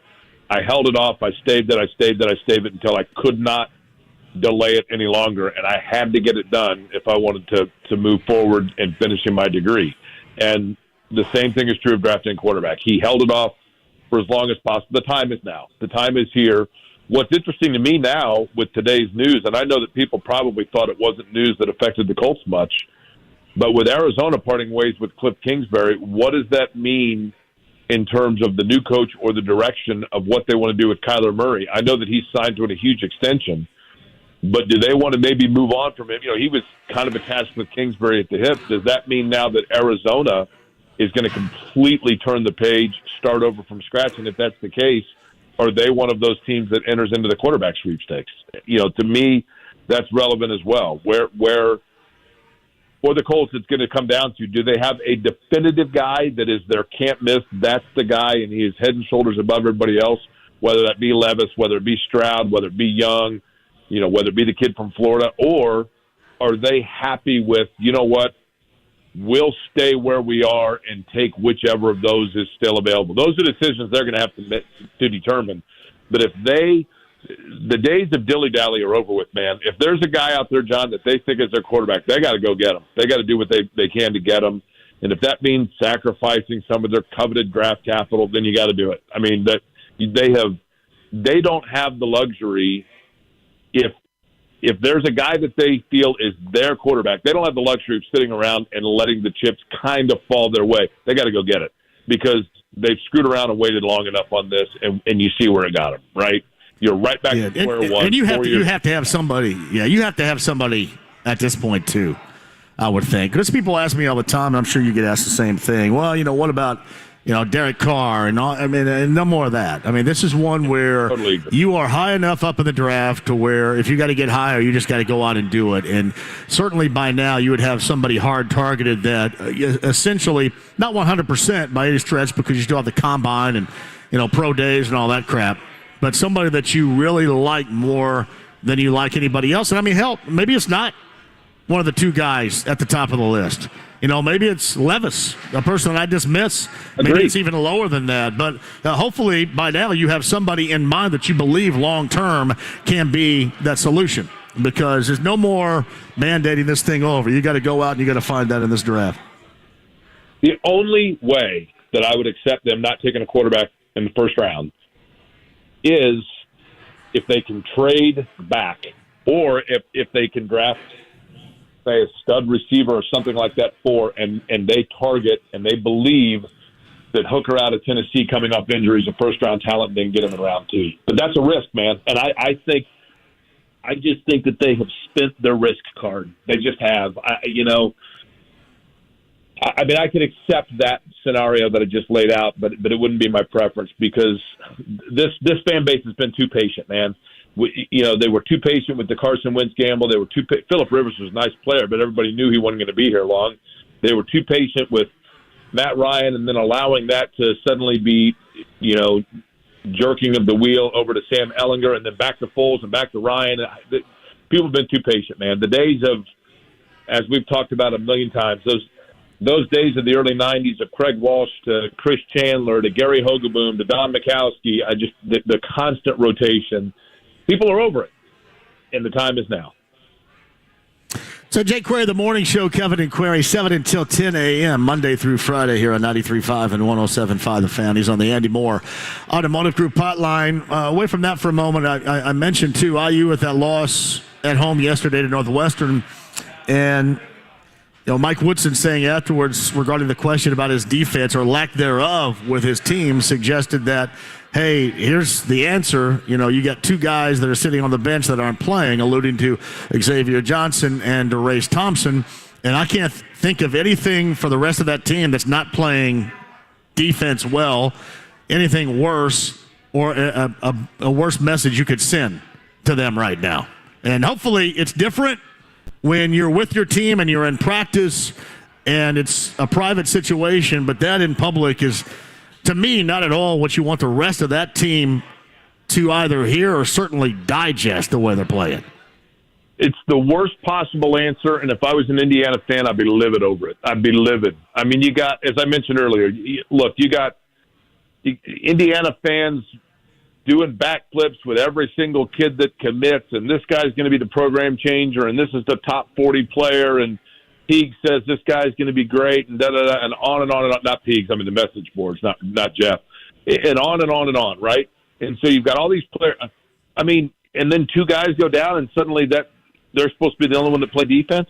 What the hell's the rest of the what are they doing with the rest of the roster during practice in October and November? That is an inexcusable answer. Inexcusable. I don't dispute that Race Thompson is a key part of what they want to do. And Xavier Johnson's a very good player. And those are tough losses. But you know what? There's a reason you recruited Malik Renault. There's a reason you recruited Tamar Bates. There's a reason that you recruited, Trey Galloway. Use them, right? I mean, use them. Like, what are you doing here? Coach them up, teach them defense, do whatever you have to. You've got 12 men on a roster for a reason. Attrition is a part of the game. I'm sorry, but key teams have injuries all of the time, and great coaches find ways to overcome it, and teams find ways to overcome it. And to bring up a guy that hasn't played in a couple of games now, and that's the reason your defense went south, what do you do? Come up with a different scheme. Do something. Offset it. Even if that's the issue, you let fans and writers point that out. You don't necessarily, as a coach, do so. I thought it was a terrible answer, and I think that they, once again, Indiana's season, hard to say. I mean, I realize it's kind of absurd because it's not like all of a sudden they're at 500. But you lose at home to Northwestern in a game that theoretically you weren't even in for the vast majority of it, and you're going to tell me that's because two guys are hurt? Come on, man. And those aren't even your two best players are on the floor. Period. Your two best players on your roster are on the floor.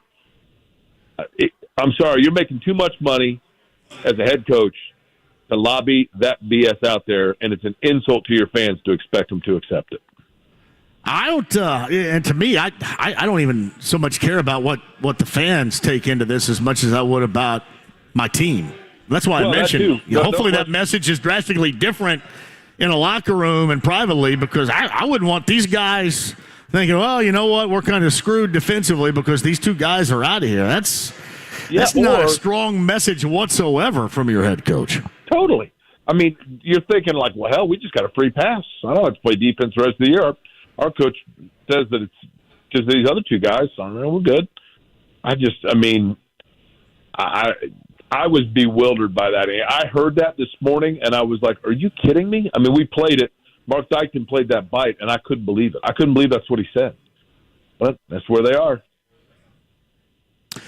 Jake Query's with us. Before I let you go, Pacers beat the Hornets yesterday. They get the Knicks in New York coming up on Wednesday evening. And certainly they have been one of the bigger surprises, and it'd be an even bigger surprise if it wasn't Indiana and the Pacers in the NBA, throughout the NBA landscape. But it's been a surprise to us and certainly to those that run the team. You know, whether it's Kevin Pritchard, Chad Buchanan, or even head coach Rick Carlisle, because I think you guys were told the same thing that I was from Rick Carlisle, that, hey, this is going to take a little bit. It hasn't. Is this something at some point right now where you should embrace and move forward and try to get something significantly done this year? Or I guess what I should ask you is, how much might you be changing the blueprint for this team as they continue to win? Boy, I'll tell you what. I was watching yesterday. I went to the game, and I'm watching the last, half of the fourth quarter.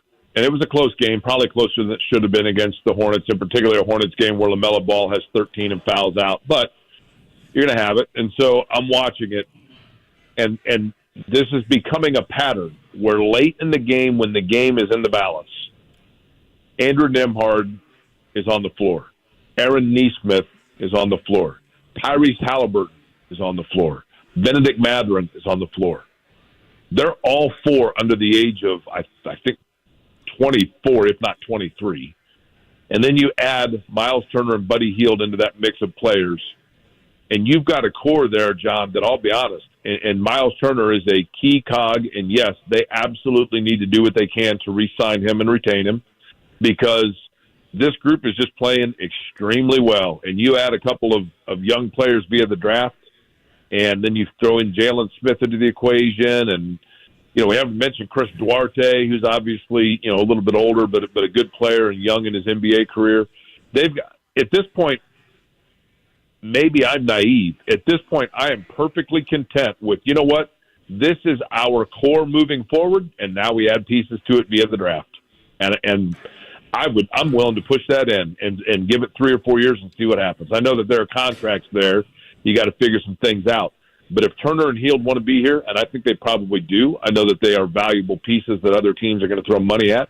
But if you can retain them with this particular core and give them a year or two to play together, I think you could be looking at a team that is absolutely contending for the East sooner than later. I mean, within 2 years probably. Do you think that Buchanan and Pritchard ideally at the beginning of the season had any designs on keeping Miles Turner at all? I mean, do. You think it was a foregone conclusion as they started that he was going to be gone compared to where they are right now, thinking that he's been so important that he needs to stay? No, I think that they were very optimistic at the beginning of the year and very intrigued as to how Tyrese Halliburton was going to impact his game. And I think that they were very aware that Miles Turner, and this is not a knock on Sabonis at all. I mean, but I think I think they did a lot of different. I think they looked at a lot of different plays and stretches of when he was on the floor, when Sabonis, when they were together, was not, and the way that, and then they factored in with this particular group of players. I think they were very intrigued and they were very satisfied with the possibility of working him with Halliburton. And I think they entered the year very open-minded to that. And I think that patience and optimism is paying off. Well, it's been fun to watch that evolution with him and Halliburton playing together. But I mean, there are so many important pieces of this, and it seems like that these guys have staked their claim to, closer with Halliburton or, closer on the defensive end with Miles. And Miles, I mean, hell closed on both ends yesterday against the Hornets, a shot making from distance from Buddy Hield. Matherin's kind of that wild card when he comes in and either, getting to the rim or, doing what he does offensively off the bench. It just seems like they have a lot of pieces that normally leads to a high level of success no matter what age of your NBA team might be. Let me tell you what I'm not going to say that I know they did, but I strongly suspect they did.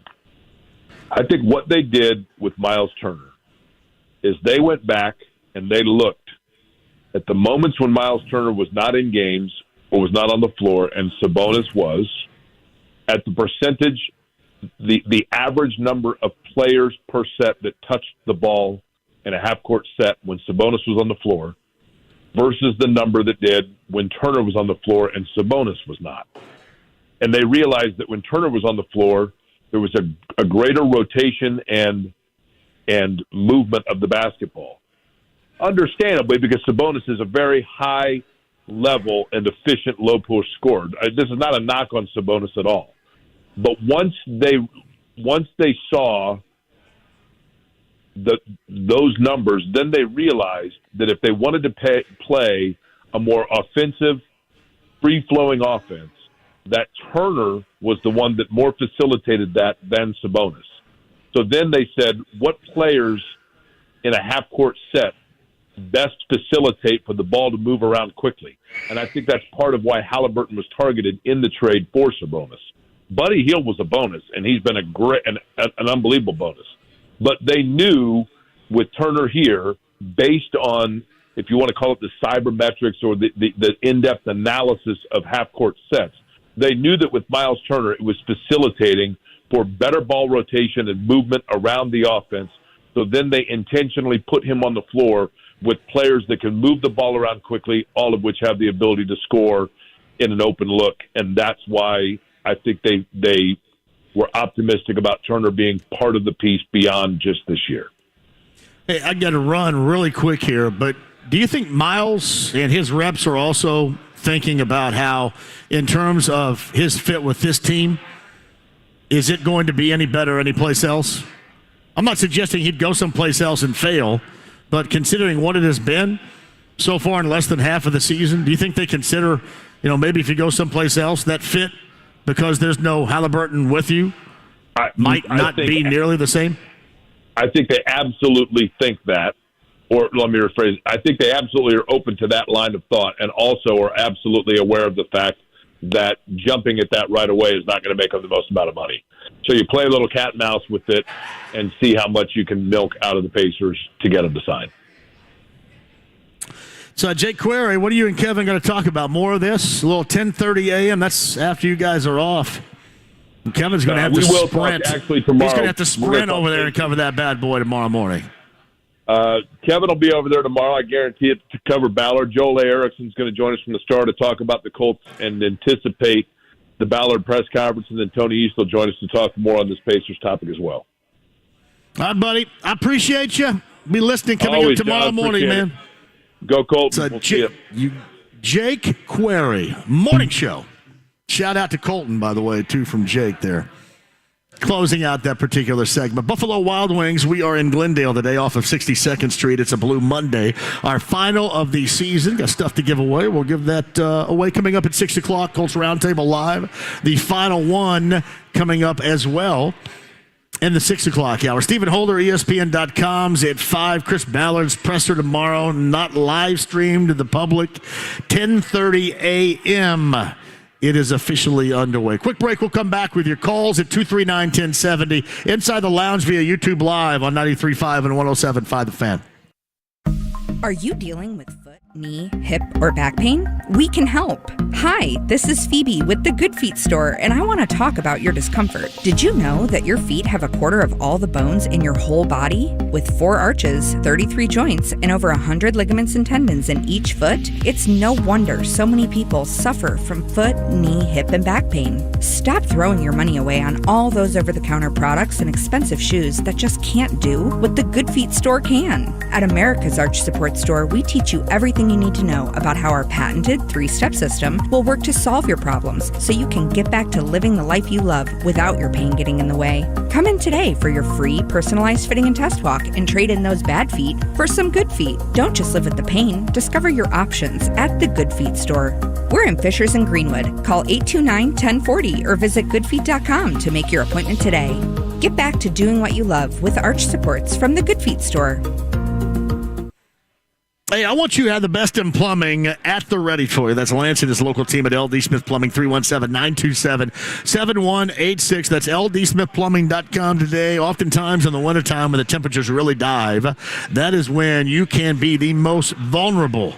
And all of a sudden you have frozen pipes, and that is a mess. But always know that at the ready would be the best in plumbing. Those emergency situations is when they are at a high level, as always. You'll love the service you get. 317-927-7186. That is the best in plumbing at LD Smith Plumbing online, ldsmithplumbing.com today. Bowling, bowling, bowling, keep them balls a-rolling. Bowling, bowling, bowling. Royal Pin. The holiday season may be coming to an end, but the fun is just beginning. Make your plans now for a party at any Royal Pin Entertainment Center. Treat your employees to a great time with bowling. Appetizers from chips to heavy hors d'oeuvres, food packages from pizza to prime rib, and a wide range of party options from just bowling to laser tag, limitless VR, go-karts, arcade, and more. You can upgrade with adult beverages, craft beer, premium spirits, and frozen drinks. Want a custom party? Their sales team can make it happen. Reward your team for their hard work. Email events at royalpin.com or visit royalpin.com to book today. That's events at royalpin.com. Royal Pin, bowling, bowling. Royal Pin, bowling. Home shows provide homeowners the deepest discounts of the year on remodeling projects. And right now, Window Nation is bringing home show savings right into your home. Schedule a free, no-obligation in-home demonstration today and lock in this incredible offer. Get 2 free windows with every 2 you buy with no limit. Plus, pay no interest for 60 months. Imagine the savings in cost and lower energy bills, but you don't just have to imagine how beautiful new Window Nation windows will look on your home. You can see it. Use their free virtual visualizer at windownation.com/home show. Upload a picture of your house and try out hundreds of options online. Get design tips from the experts and learn how Window Nation's trained installation specialists have helped over 150,000 homes with over 96% satisfaction. But remember, these once-a-year home show savings are for a very limited time. Call Window Nation today at 866-90-NATION or go to windownation.com/home show. Get 2 windows free with every 2 you buy. Pay no interest for 60 months. That's 5 full years. 866-90-NATION or go to windownation.com/home show. Hi, it's Steve Mann. Have you heard the commercials for the Mark Patrick Stop Smoking seminars? And they said only $49.99 and it could work for you. So I thought, that's not even a week's worth of smoking. So I went. And guess what? It did work for me. You know, my friends and family are still amazed. I quit smoking. I didn't have cravings, anxiety, or weight gain. Listen, I don't know how it works, but I know it works because I'm living proof, and it's 100% guaranteed. So what do you got to lose? I'll tell you what you got to lose. A very bad habit. Join Mark Patrick seminars and stop smoking without cravings, irritability, or weight gain. Only $49.99 guaranteed. Don't just cut down, but stop smoking once and for all or your money back. Seminars are 8 p.m. on Thursday, January 19th at the Holiday Inn Express and Suites in Noblesville, or 2 p.m. on Saturday, January 21st at the Holiday Inn Indianapolis Airport. Registration is 30 minutes before the seminar. Sign up at markpatrickseminars.com. That's markpatrickseminars.com. Dan Dockage for Affinity Whole Health. Affinity is the leader in testosterone and hormone replacement therapy, and I got to tell you, I see why. Since I started a testosterone replacement program with Affinity, my energy, mental focus, drive, everything is up, and the physical benefits are amazing. Check them out at feelgreatindy.com. Guys, you can improve the way you look, the way you feel. You can build muscle and lose fat. Affinity will give you the roadmap. Go to feelgreatindy.com. That's feelgreatindy.com. Get in the zone, AutoZone. Welcome to AutoZone. What are you working on today? Starting trouble. No one likes that. We'll get you set up for some stronger starts. You might just need a fresh charge, and we'll take care of that free of charge. But if it is time for a new battery, we've got replacement batteries that'll fit your needs, starting at just $79.99. You can learn more about our battery selection at AutoZone.com. That's what makes us America's #1 battery destination. Get in the zone, AutoZone. Claim based on data from the NPD Group 2021. It has no beginning. Let's start something special right here, man. Let's go. And no end. Look, you got to get your team ready to play. It is a constant. Get a rhythm going. Through every season. Come back again. It is always Colts season. Firing, hiring, free agency, the combine, the schedule, the draft, OTAs, minicamp, training camp, kickoff, the offseason. Questions is a season to be answered for this Colts team. The best Colts coverage is on 93.5 and 107.5 The Fan. The Ride with JMV. You just got your asses whipped by a bunch of damn nerds. 93.5 and 107.5 The Fan. You got to have this one, and we get the ball in really good field position with a stop here. Turnover even better. Texans are 4 out of 8 today on third downs. Rex Burkhead is the back to the left of Mills. Plants in the pocket, throws it upfield, picked off by the Colts. They're going the other way with it. Rodney McLeod at the 5, has to get rid of the quarterback. Stiff arms Mills at the goal line, takes it in, touchdown! Touchdown for the defense. It's Rodney McLeod for the score. A 28-yard pick six. It's 24-20. Matt Taylor, voice of the Colts, and Rick Venturi, the analyst right there, didn't turn out to be that happy yesterday, unless you wanted the Colts to lose, and a number of you out there did, and they did, in fact, lose to the Texans yesterday. To close out the 2022 season, we're closing out the 2022 season of Blue Mondays here at the Buffalo Wild Wings off of 62nd Street in Glendale is our location. Would love to see you out here as well. Great food, the ice-cold Bud Light, and you've got a little national title tilt. Remember this time a year ago? We were getting ready for it down at Lucas Oil Stadium. SoFi Stadium in Southern California later on tonight for a title. TCU and Georgia is the matchup. Cliff Kingsbury canned by the Cardinals today as their head coach. Steve Keim, the general manager, stepping aside, so a complete reboot in the desert for the Arizona Cardinals. And I know you didn't mention this. After the Texans won, a couple hours after, Cal McNair decided to go ahead and, after one season, end the head coaching duties of Lovie Smith down in Houston.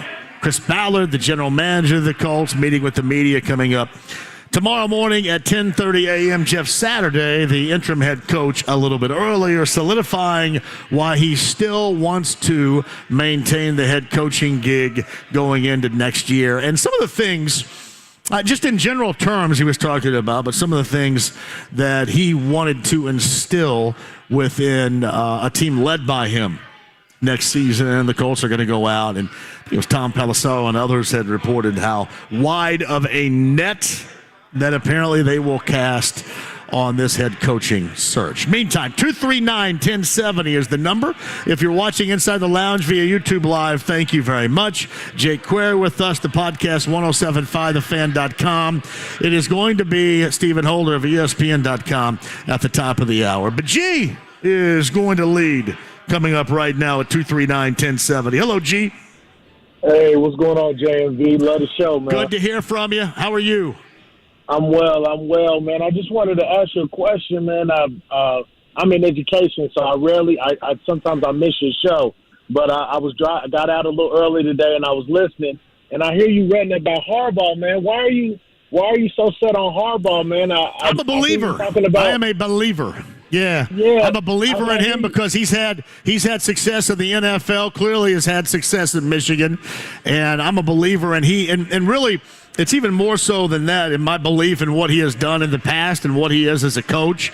And I know he can be a little bit wacky, don't get me wrong, but I believe in what he is as a coach, and I believe that he is somebody as a coach to where the meddling of the owner would stop if he were to be brought in here as the coach. So, yes, among those coaches that have been mentioned out there, and listen, it probably won't happen, but that is who would be at the top of my list.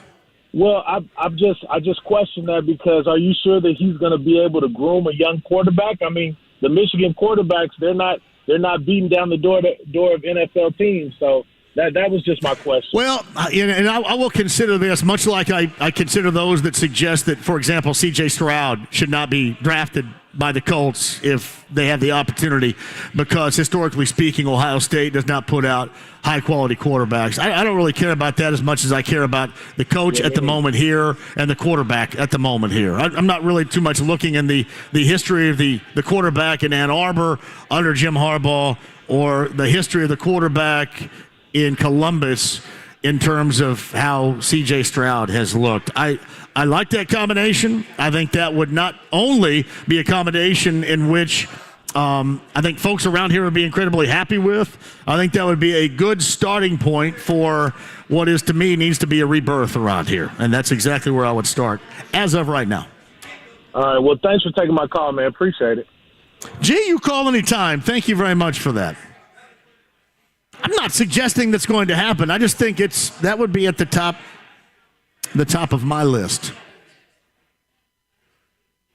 A lot of you say, I think you're putting too much stock into hiring somebody just so the owner would kind of fade a little bit more into the background and not so much be in everything as he was this year.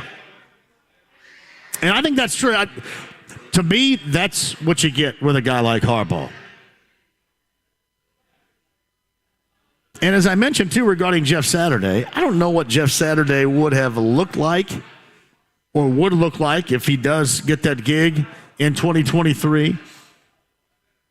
I just think that the owner would have given him more of an opportunity and a more fair shake had it been something that you chose to do in this offseason as opposed to knowing what you know right now about him. And frankly, when people bring up names of coordinators, whether it's Ken Dorsey's been brought up before, I think Byron Leftwich has been brought up before, Eric Bieniemy's been brought up a ton, and then DeMeco Ryans is a guy, actually, of the coordinators I just named with the potential of head coaches, I think the most impressive of it all is what Ryans has done with Frisco, and they all come with the certainty of these guys have been coaching up really good players and really good teams, and so is Ryans. But just to me, I don't know if it's going to be a defensive guy that is up next.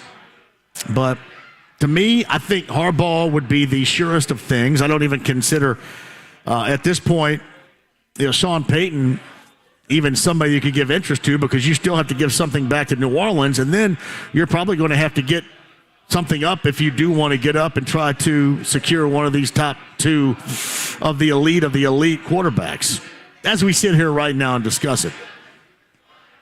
I just think Harbaugh is a guy that you bring in and it gets everybody's attention, and then the owner is able to step back and let the coach do the coaching, and whomever, whether it's Ballard or if it's anybody else, kind of reevaluate what your roster looks like too. Because make no mistake about it, it's not like that anybody, whether it's Frank Reich or Jeff Saturday, has been coaching up with a great deal of high level, as we know, that offensive talent. Yet another reason why I'm a non-believer in the general manager moving forward too. And by the way, Chris Ballard has a presser, as I mentioned, coming up again at you 10:30 a.m. tomorrow morning. We'll discuss that a little bit more in depth with Stephen Holder coming up at the top of the hour. 62nd is the location here in Glendale of this Buffalo Wild Wings, and we would love to see you here. The final Blue Friday of the 2022 season, live in Glendale at Buffalo Wild Wings. Your calls and more at Inside the Lounge via YouTube Live. I got Twitter comments coming at you as well at JMV 1070. This is 93.5 and 107.5 The Fan. Indy's number one for new country. I got some famous friends.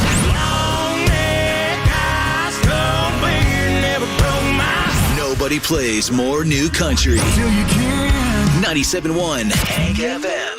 At Diamonds Direct, we want to make something very clear. We will absolutely beat the price of any comparable diamond that you find anywhere else. No fine print, no disclaimers, just a rock-solid, unqualified nationwide price guarantee. This goes for 1-carat diamonds as well as 15 and 20-carat diamonds. You see, at Diamonds Direct, we're more than just another jewelry store. We're part of a world diamond powerhouse with direct access to the world's top diamond mines. We have our own diamond cutters too, so we are active in every aspect of the diamond market every single day, from source to showroom. So when you see a diamond somewhere else, online or in a store, or from some so-called supplier, just know that apples for apples, you will get a better price at Diamonds Direct. Our volume, our connections, our buying power make this possible, and it's why we've never ever lost a sale due to price. So at a time when value means so much, we invite you to take this challenge and let us prove it. Day in and day out, you will always get a better quality diamond at a better price at Diamonds Direct. Diamonds Direct, your love, our passion. Online at diamondsdirect.com.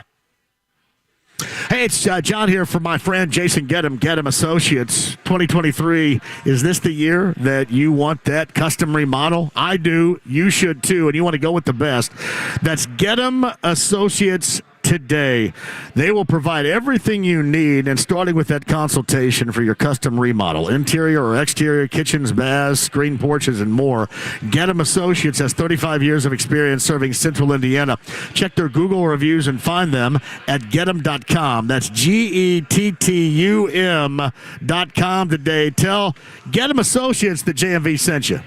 Hey there, it's Jake Query for AAA, and I don't know about you, but wintertime always gets my mind wondering in terms of vacations. Recently, I went to Barcelona and Florence, Italy. Both were absolutely fantastic. I would love to get somewhere warm to escape and see sunshine for the first time in seemingly forever. And no matter where you're thinking about heading, my friends at AAA can help you get the best price on your next vacation at the AAA Vacation Expo. It's Saturday, January 21st at the JW Marriott downtown. Exclusive vacation deals, expert presentations, complimentary travel planning, and more. And the best part, it's all free. You don't even have to be a AAA member to attend. So whether you're looking to travel this year, next year, or beyond, save the date for a AAA Vacation Expo. That's Saturday, January 21st at the JW Marriott downtown. Find more information and pre-register for your chance to win a $500 AAA travel voucher at AAA.com/expo. That's AAA.com/expo. Hey, fellas, need an annual health exam for work, or you just want to prioritize your health this year? I recommend Low T Center to get your complete health assessment. They check all your levels, not just testosterone, and typically completely covered by most health insurance. And if you're not insured, it's less than $100 for full labs and an office visit with the provider. Low T Center specializes in men's health, making it quick and easy. That's lowtcenter.com to book your appointment online. Low T Center, reinventing men's health care. A new season, a new QB, a new look. Football is back. And so are Bud Light Blue Mondays. Join JMV Mondays at Buffalo Wild Wings for ice-cold Bud Lights, Colts football talk, and your chance to win tickets to Colts games. Tonight, stop by and see JMV at Buffalo Wild Wings on East 62nd Street in Glendale. JMV, Bud Light, and you. Doing it for the shoe. Bud Light Blue Mondays. Knockouts Haircuts for Men is the new place to trust with your hair care and grooming. Knockouts is a high-end full-service salon for men. They pamper you while you relax and enjoy a precision cut. Top-notch stylists and barbers. Every style. Cuts, fades, all hair types. Beard care, color, and waxing available. At Knockouts, get a complimentary beverage with any service. Knockouts Haircuts for Men. 2 Indy locations. US 36 in Avon next to Tropical Smoothie Cafe. And Clearwater Keystone next to Drake's. Walk-ins welcome. Or appointments at 288-0007 or knockouts.com. Experienced commercial HVAC technicians, plumbers, and sewer and drain specialists, listen up. Vasey Commercial Facility Solutions is seeking new talent. Do you feel energized, fulfilled, and appreciated? If not, improve your life in 2023.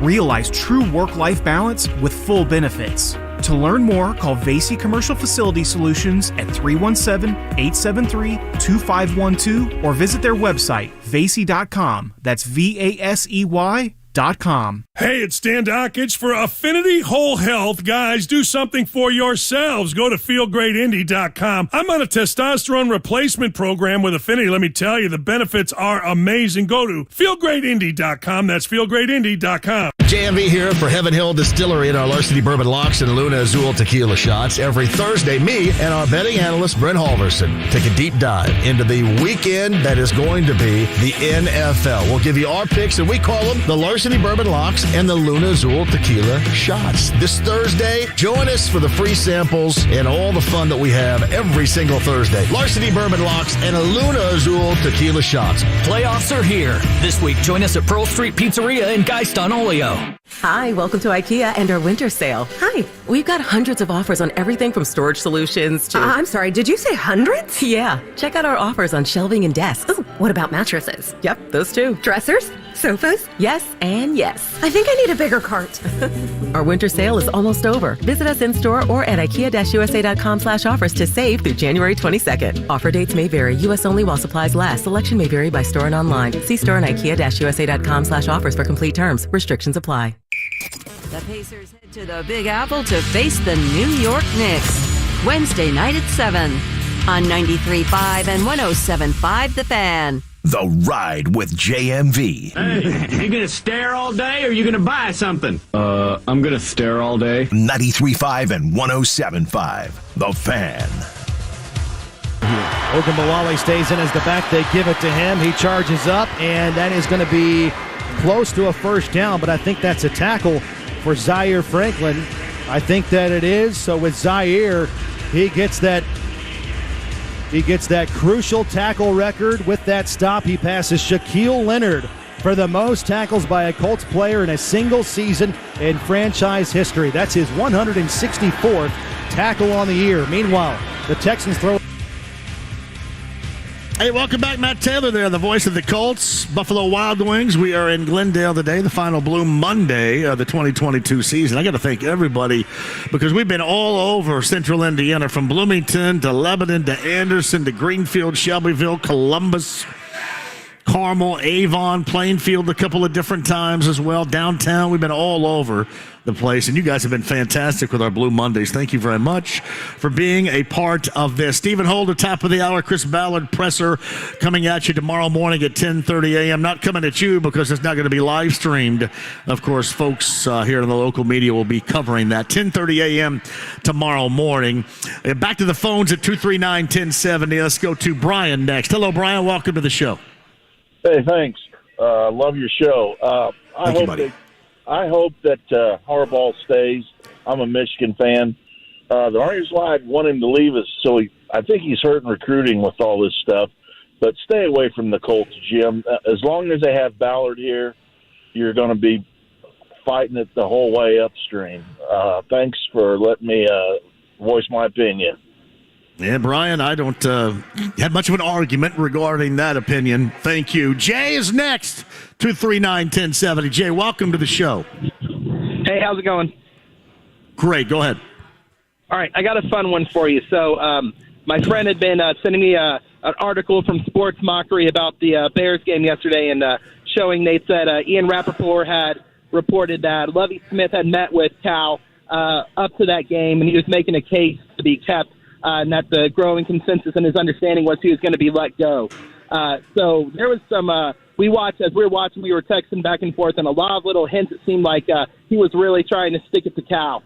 At the end, too, we felt like visually you could just see McNair was mad with that win. So we thought it was pretty funny. We thought that might have really been true, that he had been told he's probably going to get let go, and he wanted to stick it to him.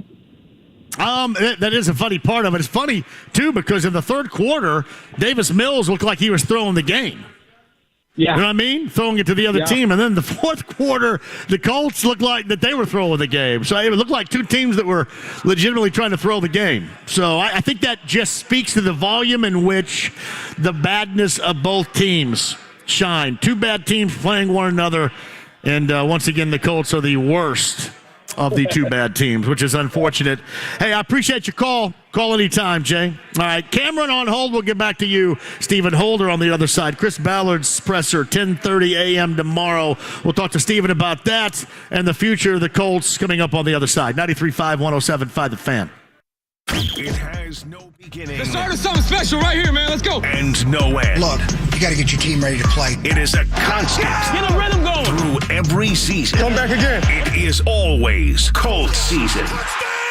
Firing, hiring, free agency, the combine, the schedule, the draft, OTAs, minicamp, training camp, kickoff. The offseason questions is a season to be answered for this Colts team. The best Colts coverage is on 93.5 and 107.5 The Fan. People here are raving about QC Kinetics and how regenerative medicine has changed their life. People like Helen, an avid mountain climber who got sidelined when an accident left her knees in constant pain. I was not able to train or do really anything on my knee. Helen was told surgery would be her only option. But then she found QC Kinetics and was treated with natural biologics designed to repair and restore tissue in her knees. 3 months later, she was climbing the highest mountain in North America. I got a very quick resolution to my pain. I began treatment in March, and I summited Denali June the 7th. It was super successful, and I recommend everyone seek out QC Kinetics as an alternative to surgery. Get your life back with lasting results. No surgery, no drugs, no downtime. Call QC Kinetics today.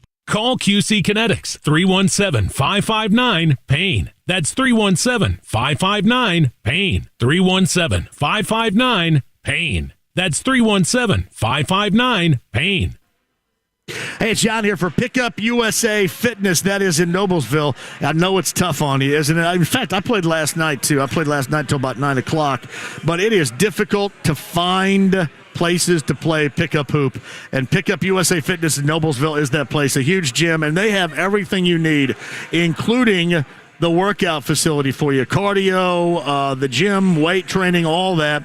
But they have pickup basketball 6 days a week, Saturday morning included. After 6 o'clock during weekdays, they're going to ref those pickup games up for you as well.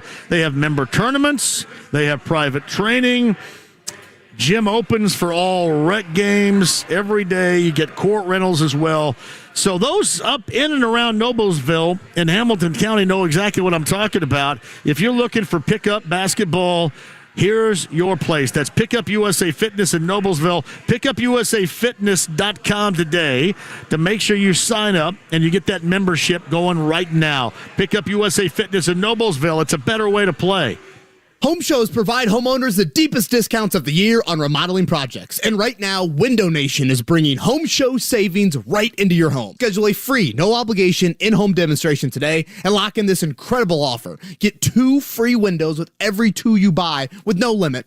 Plus, pay no interest for 60 months. Imagine the savings in cost and lower energy bills, but you don't just have to imagine how beautiful new Window Nation windows will look on your home. You can see it. Use their free virtual visualizer at windownation.com/home show. Upload a picture of your house and try out hundreds of options online. Get design tips from the experts and learn how Window Nation's trained installation specialists have helped over 150,000 homes with over 96% satisfaction. But remember, these once-a-year home show savings are for a very limited time. Call Window Nation today at 866-90-NATION or go to windownation.com/home show. Get 2 windows free with every 2 you buy. Pay no interest for 60 months. That's 5 full years. 866-90-NATION or go to windownation.com/home show. Hello there. My name is Seychelle, and what makes the Chick-fil-A chicken sandwich original to me is the punch of flavors that's unlike any other. You get the crispy tenderness of the chicken and that hint of sourness from the pickles. Ta-da! Hey, I'm Juan, and what makes the Chick-fil-A chicken sandwich original to me is you're going to get chicken that's crispy, golden, and juicy. This is the gold standard of chicken sandwiches. Order the original Chick-fil-A chicken sandwich on the Chick-fil-A app today. Real customers paid for their testimonials. Join us tonight at Buffalo Wild Wings on East 62nd Street for Bud Light Blue Monday. Drink ice cold Bud Light and sign up for your chance to win Colts tickets as JMV broadcasts live. Bud Light, brewed for the Colts and their fans. The Butler Bulldogs host Villanova this Friday and Creighton on Tuesday the 17th. 7 p.m. tip-off both nights. Visit butlersports.com/buy tickets and get to Hinkle for Big East play. 93.5 and 107.5 The Fan. WIBC HD2 W298BB WIBC HD3 W228CX Indianapolis. The Pacers head to the Big Apple to face the New York Knicks. Wednesday night at 7 on 93.5 and 107.5 The Fan. The Ride with JMV. Oh, wait just a minute.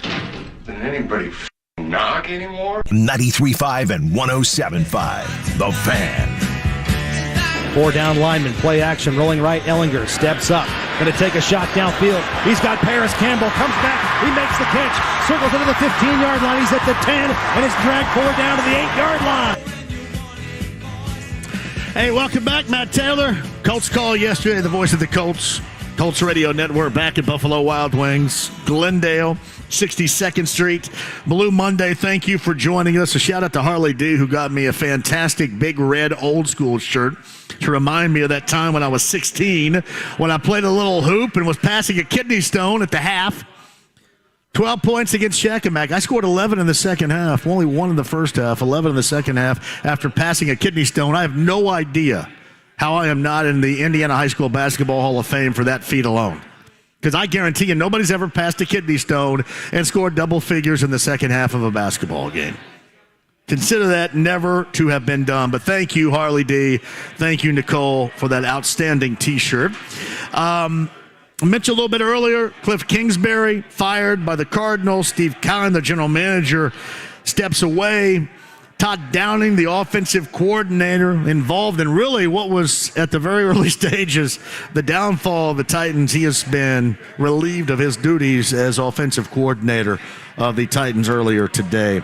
That happening as well. Meantime, Jake Query a little bit earlier. We talked about Chris Ballard's press conference coming up at 10:30 a.m. tomorrow. More on that and the state of the Colts moving forward from ESPN.com. Stephen Holder joins us. So let me see if we're on the same page with this. People had asked me, actually I think they asked one of our colleagues and friends, Zach Kiefer, about this Ballard presser tomorrow at 10:30 a.m. not being live streamed. And people were asking me if that is common. And I think Zach actually said it is not common. Normally it is. And then somebody had retweeted to me where the Colts at Colts.com will be carrying a live stream of that press conference tomorrow. Was that just misinformation, or was that a change of heart? Is there anything going on beneath the surface there? I am not sure. I'm a little raspy, by the way, so bear with me here. Cool. But I feel fine, yes. So whatever. I don't know. I don't know the answer. I got a couple questions about that as well. I just know that they are streaming it as we sit here right now. That is the plan currently. I don't know. It's a wild time right now. So who the hell knows? I'm curious your questions. What are the questions that you have about that? Well, I mean, about the decision to stream it or not, or I was just talking about that. I was just saying I had questions as to whether they were or were not streaming it. So, okay. I'm sorry.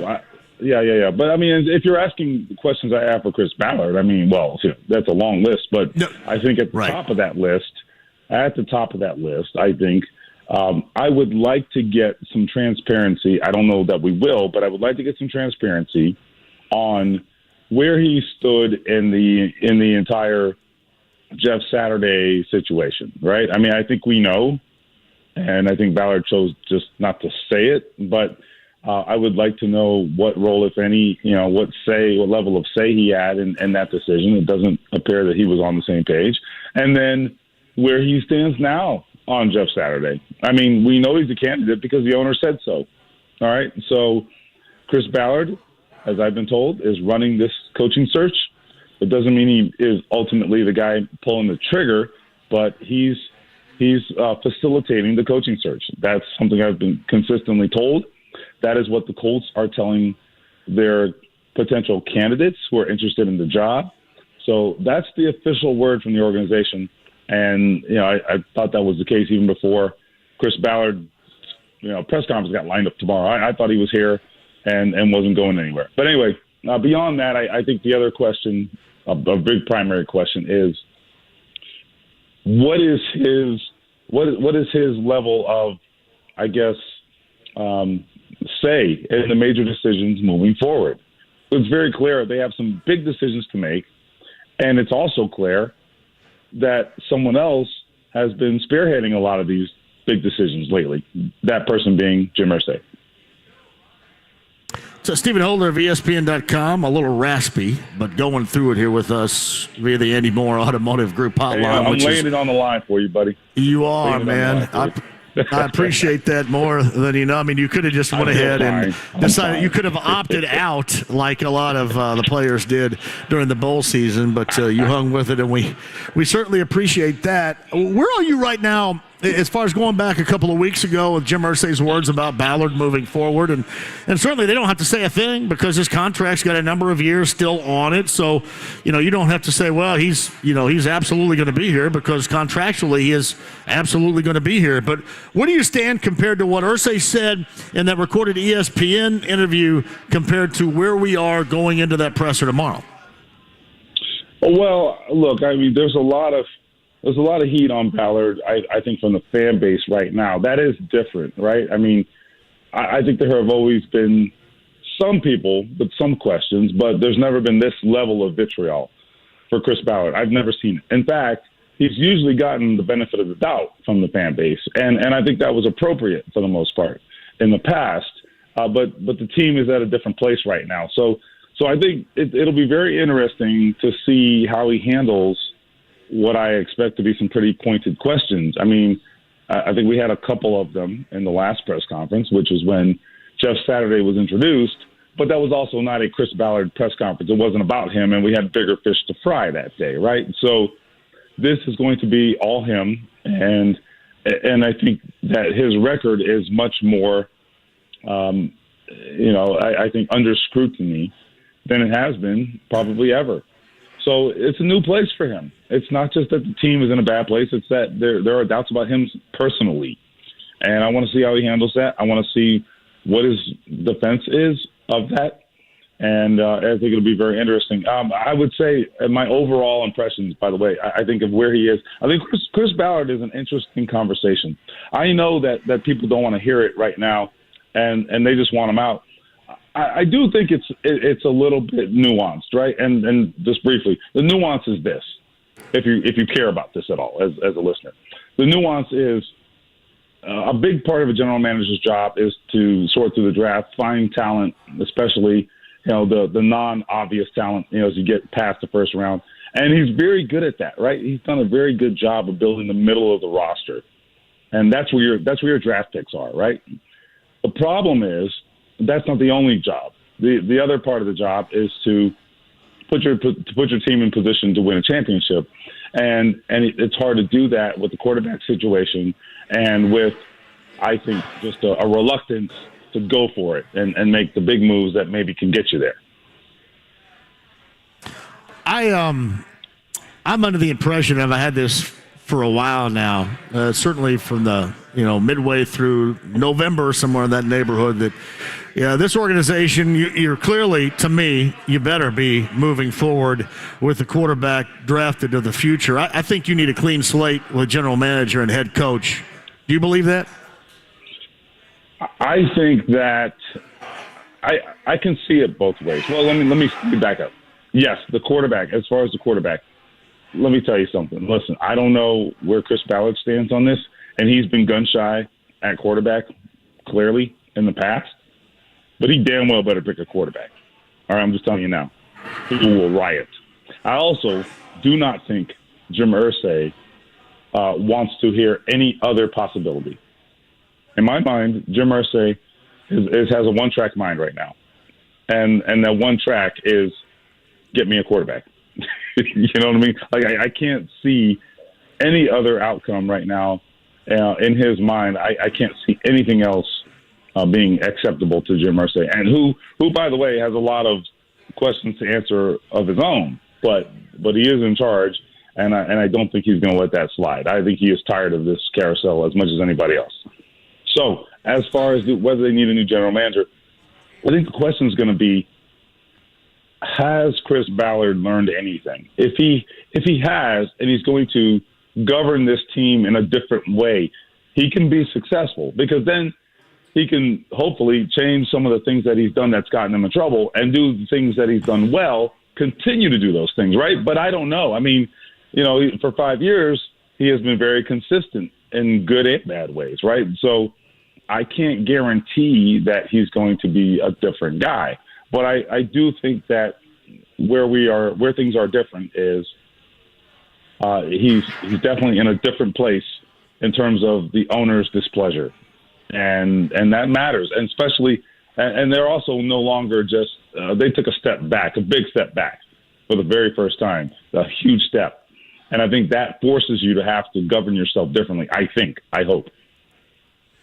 What significant changes do you think Jeff Saturday was talking about earlier today in his press conference? Yeah, good question. I mean, hard to know, right? Because the one thing, I mean, he said a lot of things in that press conference. The one thing he didn't do was get very specific about anything, which was a little frustrating. But, I mean, I get it. Like, he doesn't want to paint himself in a corner, but it would have been nice to have some specifics.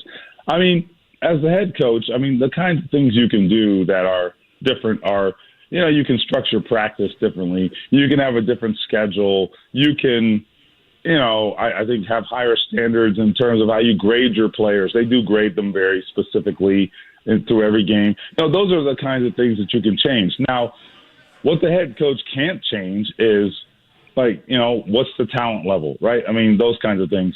And then there's also things that I think you have to rely on experience to really understand what changes are necessary, you know. And I think that's something that he just, you know, look, he just hasn't been on the job long enough to check that box. He just hasn't. And do I think Jeff Saturday would be better in year two potentially?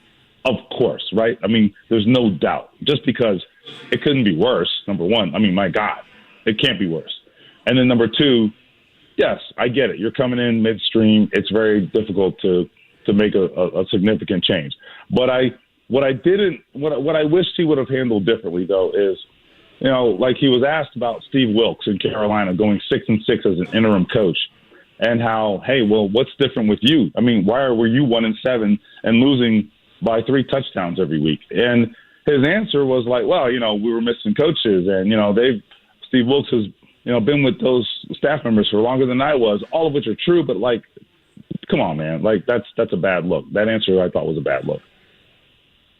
You know what's funny about that? I can compare things where, you know, oftentimes Ballard will get the benefit of the doubt from some because of what he's had to deal with, and I'm not one of those. 6 years to me is enough, and I want to see a 7th. I think we've seen enough. I think that has been a fair gauge. And, you know, it's also interesting when you get from folks as well with Jeff Saturday. Well, you know, 1-7 in this 8 weeks, it's been an absolute mess. There have been embarrassing performances.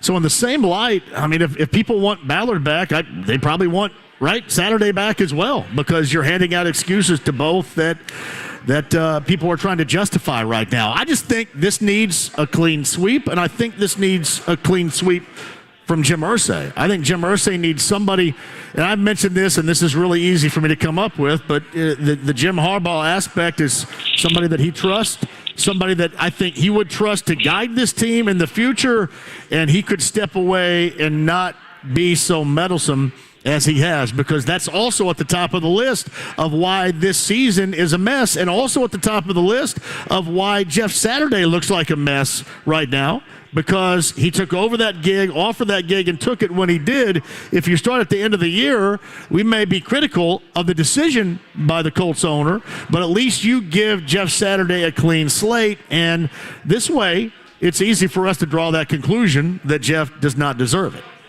Well, I will say this, to piggyback on what you just said.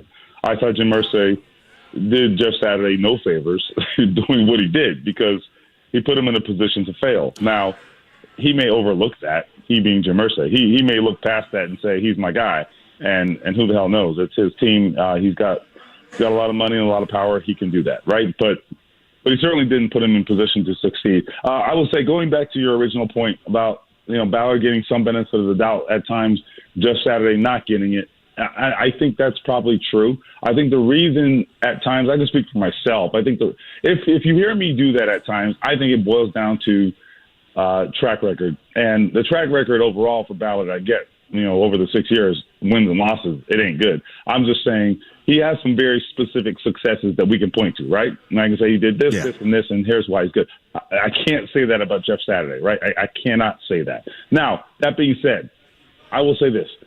If you want to make the argument, anybody, not you, but if the argument is that this team's in a bad place and they just a results-oriented business or being a results-oriented business, you need to reset it and start over. There's really no counter-argument for that, right? If that's the basis for the decision, I don't have a counter-argument for that.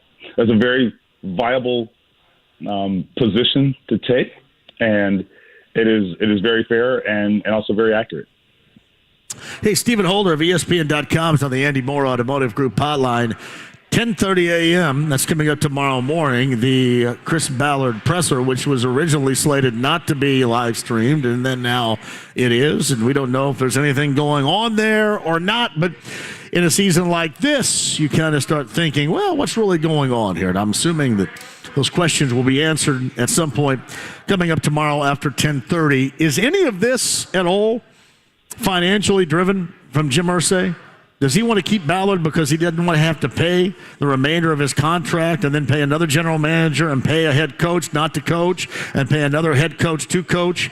Is any of this financial? Because, again, very easy and simple for me to say with somebody else's money. But if you're Jim Irsay and you've been very loud and very proud about financially what you're going to give to have a winner here, that doesn't float.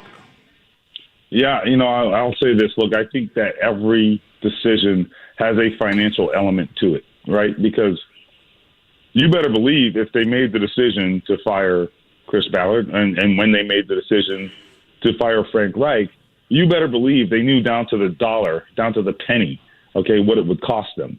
Because that matters. Money matters a lot, all right? You don't get into a $1 billion business if money doesn't matter to you. You're damn right it matters. So is it driven by money or is money just a component? That's the harder question. I don't think it's driven by money. I do think it's always an element, as I said, probably not driven by it. But I do think it's a little more complicated than that. I don't think it boils completely down to money. Do you think that, well, I guess this is a two-parter right here. Do you think that they're going to, team-wise, have to get up? And this is, I guess, under the assumption that the top two quarterbacks in their eyes, like it is in a lot of others right now, would be Bryce Young and C.J. Stroud. Do you think that they could get up? Do they have enough to offer to get up to secure one of those guys? And, again, this is assuming these guys are at the top of their list. And, again, if they're not, I don't know what the hell they're watching, but whatever. I mean, clearly they watched Matt Ryan on tape last year and decided after 90 minutes that he was going to good and have a good season. That didn't work out. But whatever they're watching, let's just say for the sake of the question, they have to get up to get one of those two quarterbacks. You think they have what is going to be necessary to do that? Well, they're going to have to tap into future resources to do it, I think. I'm talking about a future first-round pick. Going from 4 to, I mean, here's the argument. Do they need to get to number 1? I think that's probably what we're talking about because Houston's not trading them their pick, right? And, they don't do business together. And then, what's the point of going to number 3? I don't know that accomplishes very much. So Are we? If we're talking about going to the number 1 pick, you're talking about a really aggressive move, the kind, by the way, that Chris Ballard has never, ever, ever, ever made. And so it's going to be very interesting. I mean, he's going to break out in a cold sweat before he pulls the trigger on something like that. You know what I mean? It's just even if it's mandated or recommended or he knows it's the right thing, whatever, right? I mean, it's going to really be difficult for him to pull the trigger on that just because we know Chris Ballard's way.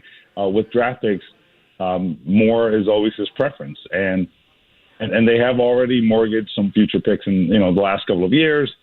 Certainly the Carson Wentz trade, but I think this is a situation where you got to do what you got to do if it comes to that. Let's let the landscape play out a little bit, right? It's still early. We don't know what the analysis of these guys is ultimately going to be. It always changes dramatically between now and say March, as we get closer. But I will leave you with this. Ballard he's a Big Ten guy. Okay, he's a Big Ten guy through and through. Played at Wisconsin. He has drafted tons of Ohio State players. For me, if I'm predicting, and he didn't tell me this is just me reading between the lines, I think that Stroud would be his guy. And also another reason, I mean, if we're talking about between those two guys, right? And the other element here, this is strictly hypothetical, just me talking, okay? Let me be very clear. The other thing to consider here is Bryce Young's size is of some question. And Ballard is a huge measurables guy. You know what I mean? Like for him, measurables matter like a lot. So I think his Big Ten ties, Ohio State ties, and the knock on Bryce Young, or one of them being his size, I think it tilts it for Chris Ballard to C.J. Stroud. So that's my theory. It seems kind of tough unless we're talking about, being able to part with existing players, like existing higher level rostered players for the Colts right now. It's hard to really think about them having more than others that may have designs on getting up to number one to do the same thing. You know what I mean? Right. Yeah. I mean, what helps them is they're already at number 4. So they don't have far to go. So that helps. I mean, I'm not looking at the draft board right now, but I mean, if you're 9th or 10th or 11th, you got to give up more assets to get to get into the range where the Colts already are. So, and if you're the Bears, for example, oh, by the way, Ryan Poles and Chris Ballard, they have history. So that, the Bears general manager. So that's another little tidbit to keep in the back of your head. The Bears got the number 1 pick. So if you're the Bears, who presumably will not pick a quarterback, going down to number 4 is very palatable. I think that's palatable for a team like the Bears, because you're going to pick up assets. There's no pressure for them to win the Super Bowl right now. People get that they are rebuilding. So I think for them, it's a very viable thing to consider. And again, for the Colts, they're already within range. So while they maybe aren't a team that bends over backwards to give up assets, they're in better position than most other teams. You expect Jim Irsay to say anything anytime soon? Not if the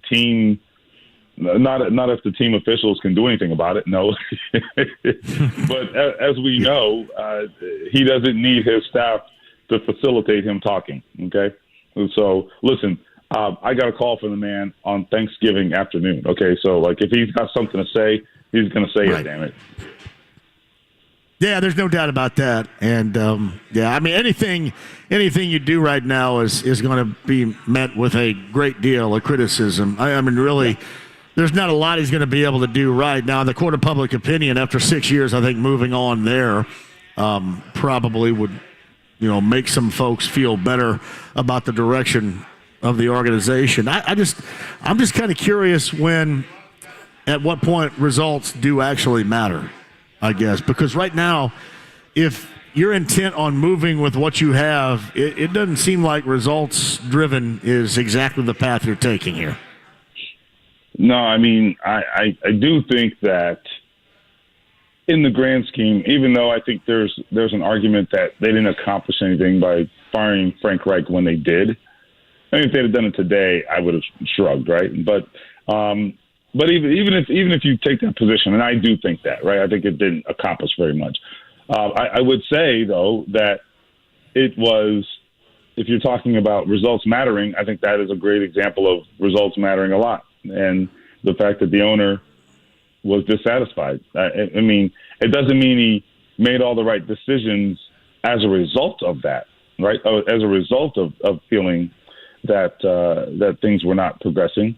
But it does display, I think, some frustration with the situation and a need and a willingness to do something about it. So I think that says something about, what he's willing to put up with and what the expectation will be moving forward. But we'll see what happens. Well, and I can't wait till tomorrow to find out. You probably won't find out entirely the feeling there, but obviously with the owner just saying, all right, you sit down, I'm going to make this decision. And you go back to that initial press conference when they brought Jeff Saturday in, and, to take that picture, Jim had to ask Chris Ballard twice to come up there to get into the picture. It certainly seemed like he wanted absolutely zero to do with the decision that was being made at the time. And granted, I kind of understood, too, because you look at the talent of this team, and anything talent-wise that Chris Ballard has had his hands on has gone really wrong here. And I know you can point the finger to, Grover Stewart, that's great, or whatever. But there's not been enough on this team to really look at, what he's doing, the decisions he's made, the player personnel, the crafting of this roster. There's really no place to point to right now where you feel good about any of it other than your free agent place kicker, I guess. I mean, it really is that bad. I would say this for people. So, if you want a glass half full assessment of things, and this might be a stretch, okay? Bear with me. But if you think about next year, right, and you're like, man, I just don't see a way out, because I think that's a very valid argument right now. The argument would be, all right, let's see if JT is still JT next year, right? This year that's one thing. But let me start by saying this before I go into individuals. This year was a perfect storm. And by that, what I mean is, so key players get hurt, right? JT's hurt, I think, half the season. Shaquille Leonard, right? I mean, take it with a grain of salt, but he said some very positive things today. I think the second surgery is taking hold better than the first. We'll see what happens, right? But I mean, we got a long way to go before we know where the hell he is, right? But anyway, this year was a perfect storm. JT, Shaquille Leonard, two of the best players in the entire NFL. They don't give them anything for the most part. Your offensive line, which is the bedrock of the entire team, awful. Then you have the quarterback you were relying on. That didn't work. And so I think if you take any team in the league and you kind of hit their strengths and they get that kind of production from their strengths, they are going to suck. And that is what happened to the Colts this year. So the flip side of that is, if any of that gets corrected, they now have the chance to be a viable team. But there's a lot of ifs, maybes, and shoulda, woulda, couldas in there, and we got a long way to go. All right, you consider it all that the Colts and Jim Irsay, in this case it would be Jim Irsay, would have a level of interest that reportedly a couple of the other teams in the NFL with coaching vacancies have moving into this search. You mean in terms of how attractive the job might be? In terms of Jim Harbaugh too. That's like at the top of my list type of guy, and you know, people have dismissed that because he kind of dismissed it, not entirely, but kind of dismissed it himself last week. I think that's where you start with all of this right now. Am I wrong with that? Do you think that they will go hard after it, or will that be somewhat of an afterthought in this search? I mean, look, they have a history of going after the big fish. I mean, you recall in, I think it was 2016, maybe, when Chuck Pagano was a lame duck and didn't have a contract, and that that Monday after the season, who were the Colts on the phone with? And we know this as a fact now. They were on the phone with Sean Payton's people. Okay, Sean Payton was also, dealing with a contract matter in New Orleans at the time, and was probably looking for leverage. Okay, let's be honest. He was probably looking for leverage and found it because he ended up signing a new contract. But the point is, the Colts were in touch with him and were talking about potentially bringing him on. So, the last couple of times they have shot for a head coach, they have shot big. I think even the last coaching search, Josh McDaniels, that didn't work out, and I didn't love him as a candidate anyway, but he certainly was a big name candidate. They interviewed Mike Vrabel. Matt Nagy was all the rage at that time as well. That didn't work out in Chicago, but at the time he was a very highly sought after candidate. They interviewed all the top candidates at the time. Now, the difference here is I do think the Colts as an organization, though, they might be in a different place. And, that was a team that not only had draft capital, but had, tons of cap space and had a franchise quarterback who was on the mend. I mean, this is a different and an owner that was viewed in a different way, too. Yeah. That's true. And I think that matters. I mean, ultimately, there's only 32 of these jobs, right? Look, I will tell you personally, I've gotten calls from coaching agents whose clients want this job. Now, at the same time, you work all the angles, man, because there's only 32 of them, okay? But at the end of the day, the coaches, the candidates who have options, they are going to heavily consider their other options, I think, before they consider the Colts, frankly. Yeah. It's Stephen Holder. I would. Playing hurt today on ESPN.com. 10:30 tomorrow morning, he's going to be a part of it. And apparently that will be live streamed at Colts.com. Chris Ballard in his postseason presser, again, 10:30 a.m. And we'll see what's going on out there. Stephen, I appreciate you more than you know, man, and we'll talk again soon. All right, little must-see TV tomorrow. See you then. It might be, no doubt. 10:30 a.m. tomorrow morning for that. Stephen Holder, ESPN.com, on the Andy Moore Automotive Group hotline. It is a Blue Monday at Buffalo Wild Wings, 62nd Street. We're in Glendale. Quick break, and we'll come back. Thoughts on the day, calls at 239-1070, inside the lounge via YouTube Live. You got us as well on Twitter at JMV1070. The email address is JMV@1075thefan.com. Colts Roundtable Live, top of the hour, and this is 93.5 and 107.5 The Fan. Are you ready to propose to the love of your life? Just as you can imagine all the possibilities for your future, at Shane Company, we can help you imagine all the possibilities for the engagement ring. With the largest selection of unique ring settings in every price range and great financing options, it'll be easy to create the perfect ring. We have solitaire styles, diamond halo rings, designs inspired by nature, and more. For the Centerstone, we offer natural diamonds and lab-grown diamonds, as well as natural gemstones, including rubies, sapphires, peach morganite, aquamarine, and amethyst. You can also choose a perfectly preset ring. It's proposal ready. At Shane Company, every Centerstone has been hand-selected by our experts to ensure it meets our high standards for quality and beauty. Unlike other jewelers, our warranty is free, for life, and even covers your Centerstone. Visit the store or order online. Find the perfect ring for the one you can't let go. Now you have a friend in the jewelry business. Shane Company and ShaneCo.com.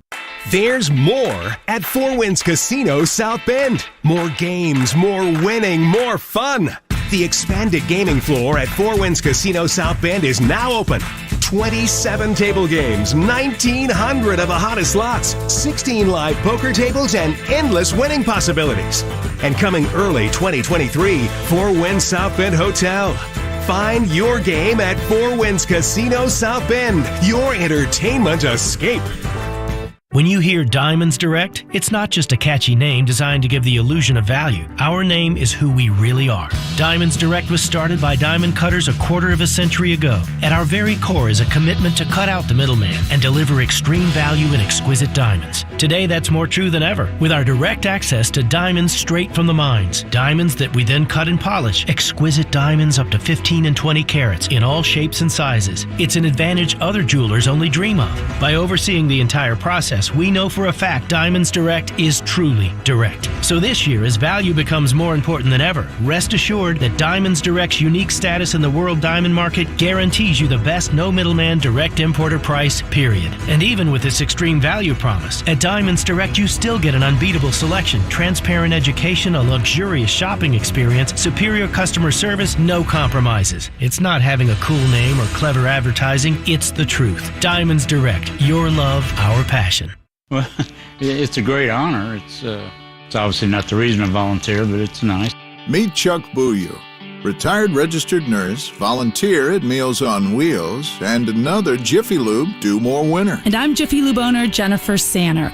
At Jiffy Lube, we are rewarding Hoosier volunteers who use their vehicle to do more to make Indiana a better place to live. Satisfying that I know that at least that day they will get a meal, maybe even 2 meals. Each month, Jiffy Lube of Indiana provides a volunteer free vehicle maintenance for a year. Whether it's someone who delivers smiles and supplies or drives somewhere to serve on site, Jiffy Lube supports local givers who count on their car to do more for Indy, and we love to hear their stories. You get an oil change every couple months. It's nice. If you know a volunteer who impacts your community, nominate them today to receive a year's worth of free vehicle maintenance. Just click the Do More tab at JiffyLubeIndiana.com. Hopefully, you'll never have a house or business fire. But if you do, hopefully, you'll never forget this name, Michaelis. Michaelis crews often roll in before the fire hoses are rolled up. Then their talented craftsmen will restore your spirits. That starts by being your advocate with the insurance company. Water, storms, fire, and foundations. Life happens. Michaelis happens to help you through it. Call 844-FIX-INDY. Make it Michaelis. Join Mark Patrick seminars and stop smoking without cravings, irritability, weight gain, or your money back. Only $49.99 guaranteed. Don't just cut down, but stop smoking once and for all. Also, lose all the weight and let Mark Patrick Hypnosis destroy your unwanted cravings. Seminars January 19th at the Holiday Inn Express and Suites in Noblesville. Weight loss 5:30 p.m., stop smoking 8 p.m. Or January 21st at the Holiday Inn Indianapolis Airport. Weight loss 11 a.m., stop smoking 2 p.m. Sign up at markpatrickseminars.com. Guys, if you've noticed a lack of energy, motivation, and drive, it could be low testosterone. So schedule your complete health assessment at Low T Center today. They now offer the convenience of monitored self-inject at-home testosterone treatments. That's $155 a month cash pay or is covered by most health insurance. If you don't live near a Low T Center or you just need the convenience of the at-home treatment, Low T Center makes it easy. To get started on treatment, it's only the first 2 visits in person. That's lowtcenter.com to schedule your appointment today. lowtcenter.com. That's Low T Center, reinventing men's healthcare. Dan Dockage for Affinity Whole Health, the leader in testosterone therapy. They've got me on a testosterone program. Got to tell you, I feel amazing. Get started at feelgreatindy.com. That's feelgreatindy.com. Shop the winter savings sale at your local Grand Appliance to save hundreds on top appliance brands. Visit grandappliance.com for complete details. Grand Appliance, the appliance expert since 1930. It's Kevin and Query. Austin Meek covers the Michigan football program. Hypothetically, Jim Irsay calls Jim Harbaugh in a week. I'll give you a 3-year, $30 million right now. Any chance Jim Harbaugh says no? I don't think so. I think it would be hard to turn that down, especially if part of the pitch is, hey, come to the NFL and you don't have to deal with this stuff that you have to deal with in college football right now. My opinion is if Jim Harbaugh had that opportunity, I think he'd probably take it. Kevin and Query. Weekday mornings at 7 on 93.5 and 107.5. The Fan. The Ride with JMV. Coming up, our conversation. 93.5 and 107.5. The Fan. Houston in 4-down territory here. They're 5 for 13 on 3rd down. This is 3rd and 10 inside the Coca-Cola red zone. 67 seconds to go. They're going to motion the player to the right side. That's Chris Moore. Ball in the far hash for Mills. Shot, good snap. Colts bringing the heat. They get him down with the sack. It's Zaire Franklin. Yes, sir. The all-time tackle leader for the Colts in a single season gets a sack with 58 seconds to go. Matt Taylor on the call, voice of the Colts. Colts Radio Network, Colts Roundtable Live. I'm sure discussion about yesterday and the once-over regarding the 2022 campaigns coming up with Matt and the crew. Top of the hour here on 93.5 and 107.5 The Fan. Buffalo Wild Wings, Glendale, 62nd Street on a Bud Light Blue Monday with Buffalo Wild Wings. As always, thank you for joining us. And calls at 239-1070. Cameron's going to jump on board here. Cameron, welcome to the show. How are you? Hey, JMV. Thanks for the call. Quickly, I just wanted to mention something else about the Pacers and specifically Miles Turner, and I don't care if anybody's tired of talking about him because I love his game. So obviously the reports come out about him, potentially turning down some offers from the Pacers. Yeah. But I don't think some people realize, and I think you had mentioned it on your show, a couple months ago, it didn't matter what they offered him. At the end of the day, he had to be the one to say he wants to come back here and play. And so whatever money, and I don't know how much, obviously the numbers aren't out there, but whatever, I would like to know what they offered him. And he's got to be thinking to myself, if you're going to go after DeAndre Ayton and give him, $200 million for whatever that max deal was going to be, he has to be trying to pull some leverage. And I don't blame him for a guy who's been here for 8 seasons. And I guess 2 would be the past couple of years, I've kind of grown more and more to trust Kevin Pritchard. Screw whatever Chris Ballard is doing. I think he could take some notes from Kevin Pritchard. I like to trust Kevin Pritchard if they do have to trade Miles Turner. But you have to think Miles Turner, his trade stock has got to be a lot better than what this was going to be before the season even started when they were thinking about getting rid of him, right? Just because where the Pacers were supposed to be. Yeah, I think the problem you're going to have there is trade value is one thing, but what do you plan on getting in return? You know what I mean? What would be that plan there? I don't know how many teams could absorb that and then absorb what is going to be a future longer-term contract with him. But if you're the Pacers, you also would want to get something of value in return, especially knowing that if that has to be the case, if a trade is made, that this really embraceable, loving, enjoyable season goes right down the tubes. Yeah, it does. He's been that essential defensively, added much more offensively. Without him, this team is drastically different, and the success will fade, as we will see. So those are some things I think also have to consider. But you're right, about wanting to get his right now. I don't blame him whatsoever wanting to get his. Yeah, I definitely agree. I know you've mentioned the term a layup line when he's out of the game. And I've been to a lot of games this year, and, you talk about those statistics of guys just dribbling the ball in the lane, seeing him, and then immediately dribbling to the three-point line. I appreciate your call. I guess if I could quickly say one more thing. You said, if they have to get somebody in return, I hope it's somebody that can play at least 75% of the defense he can play, and you hope that you trade him to a team that's not looking like – a team that sees him for 1 year as a rental. You hopefully a team is going to obviously look into that. So that's a team to cheer for right now in Indy. I love watching them play. I appreciate you, JMV, and I think Miles has been doing great this year, especially with Halliburton.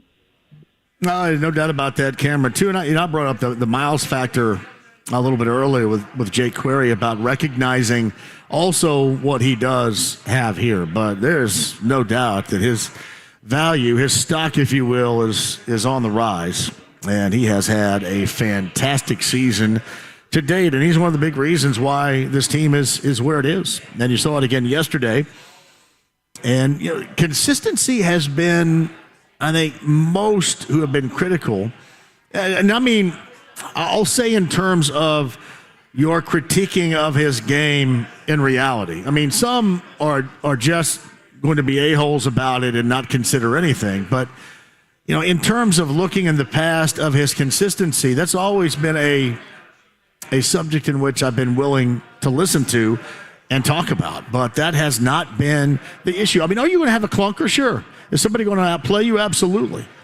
But he has been the most consistent this season than he has been in a Pacer uniform. And to get back to Cameron's point, when he is on the floor, it's not even so much that he blocks a shot, but just having that thought in mind will persuade somebody trying to drive to rethink things. Or when they take that shot, that'll be on their mind.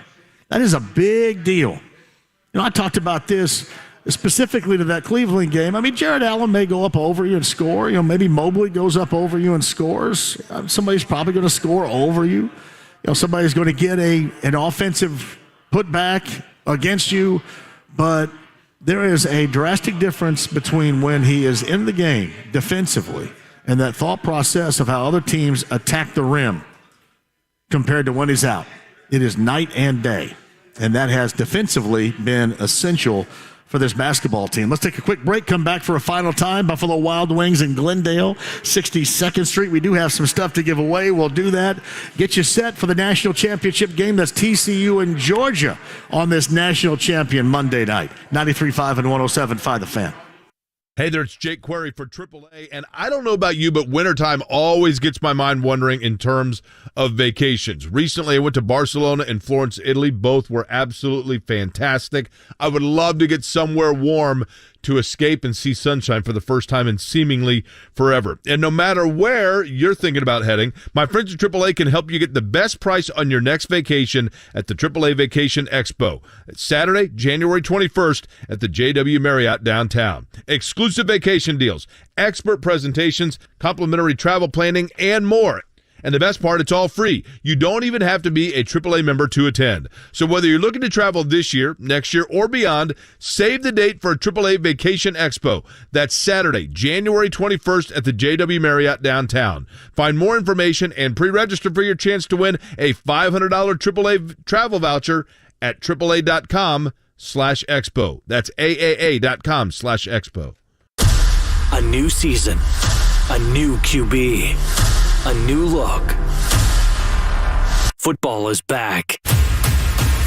And so are Bud Light Blue Mondays. Join JMV Mondays at Buffalo Wild Wings for ice-cold Bud Lights, Colts football talk, and your chance to win tickets to Colts games. Tonight, stop by and see JMV at Buffalo Wild Wings on East 62nd Street in Glendale. JMV, Bud Light, and you. Doing it for the shoe. Bud Light Blue Mondays. And now another no-brainer money-saving tip from Progressive. It looks like your luggage is over 50 pounds. Is there anything you can take out? Oh, yeah.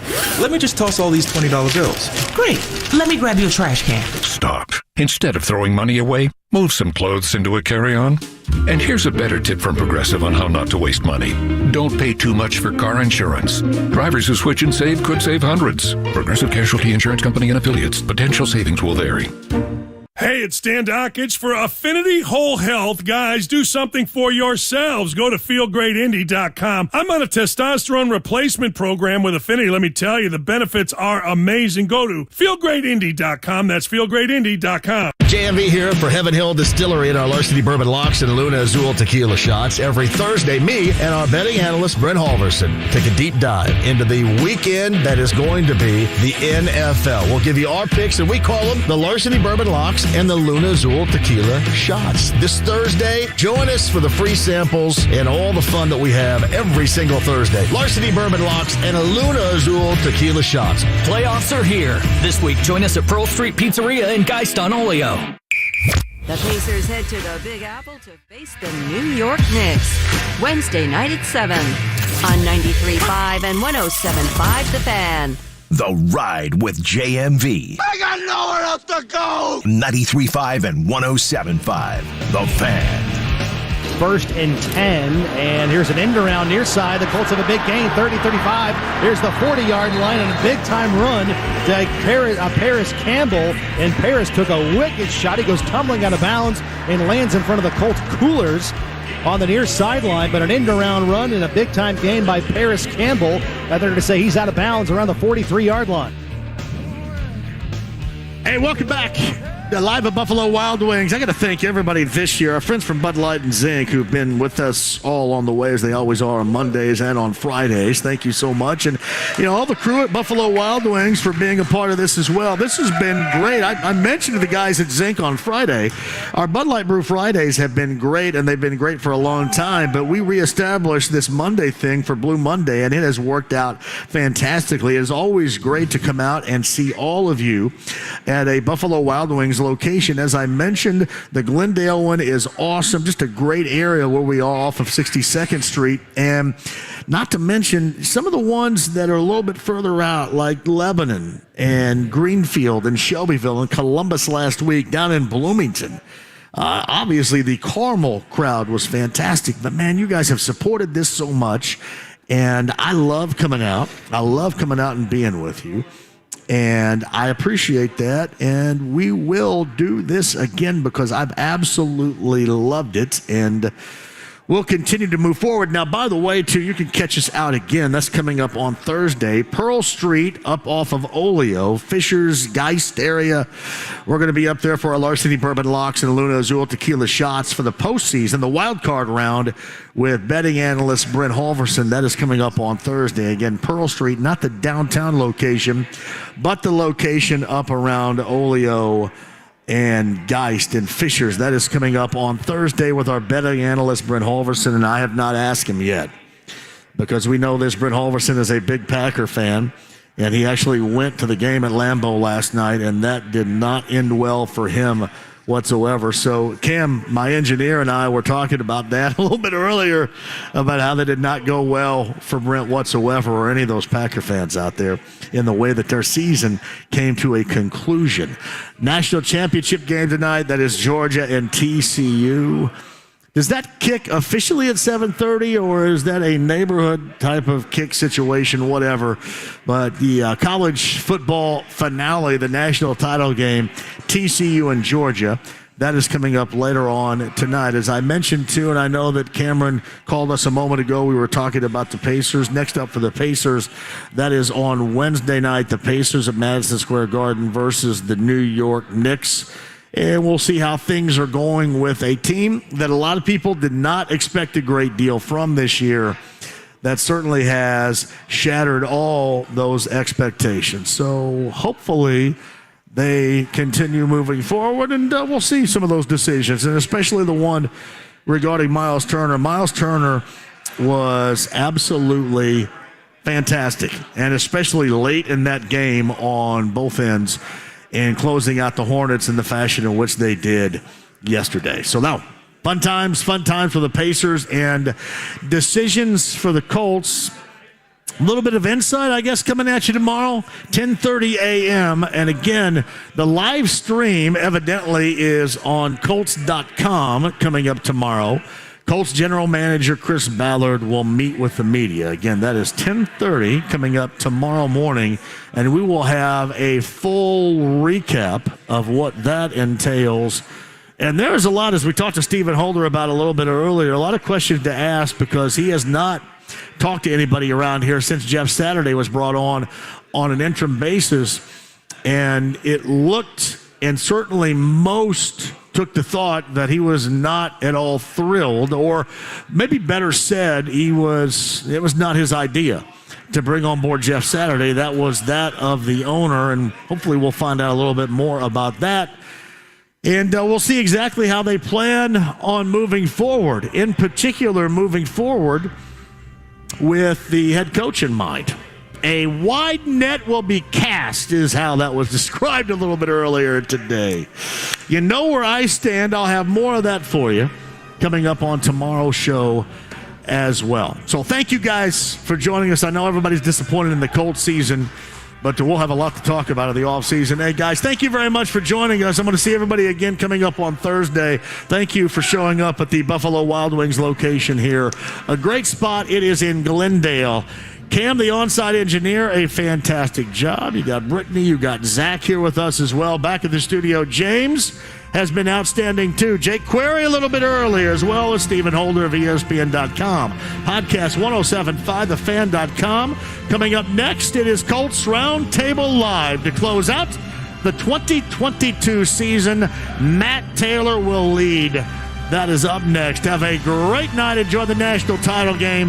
Back with you tomorrow in studio at 3 on The Fan.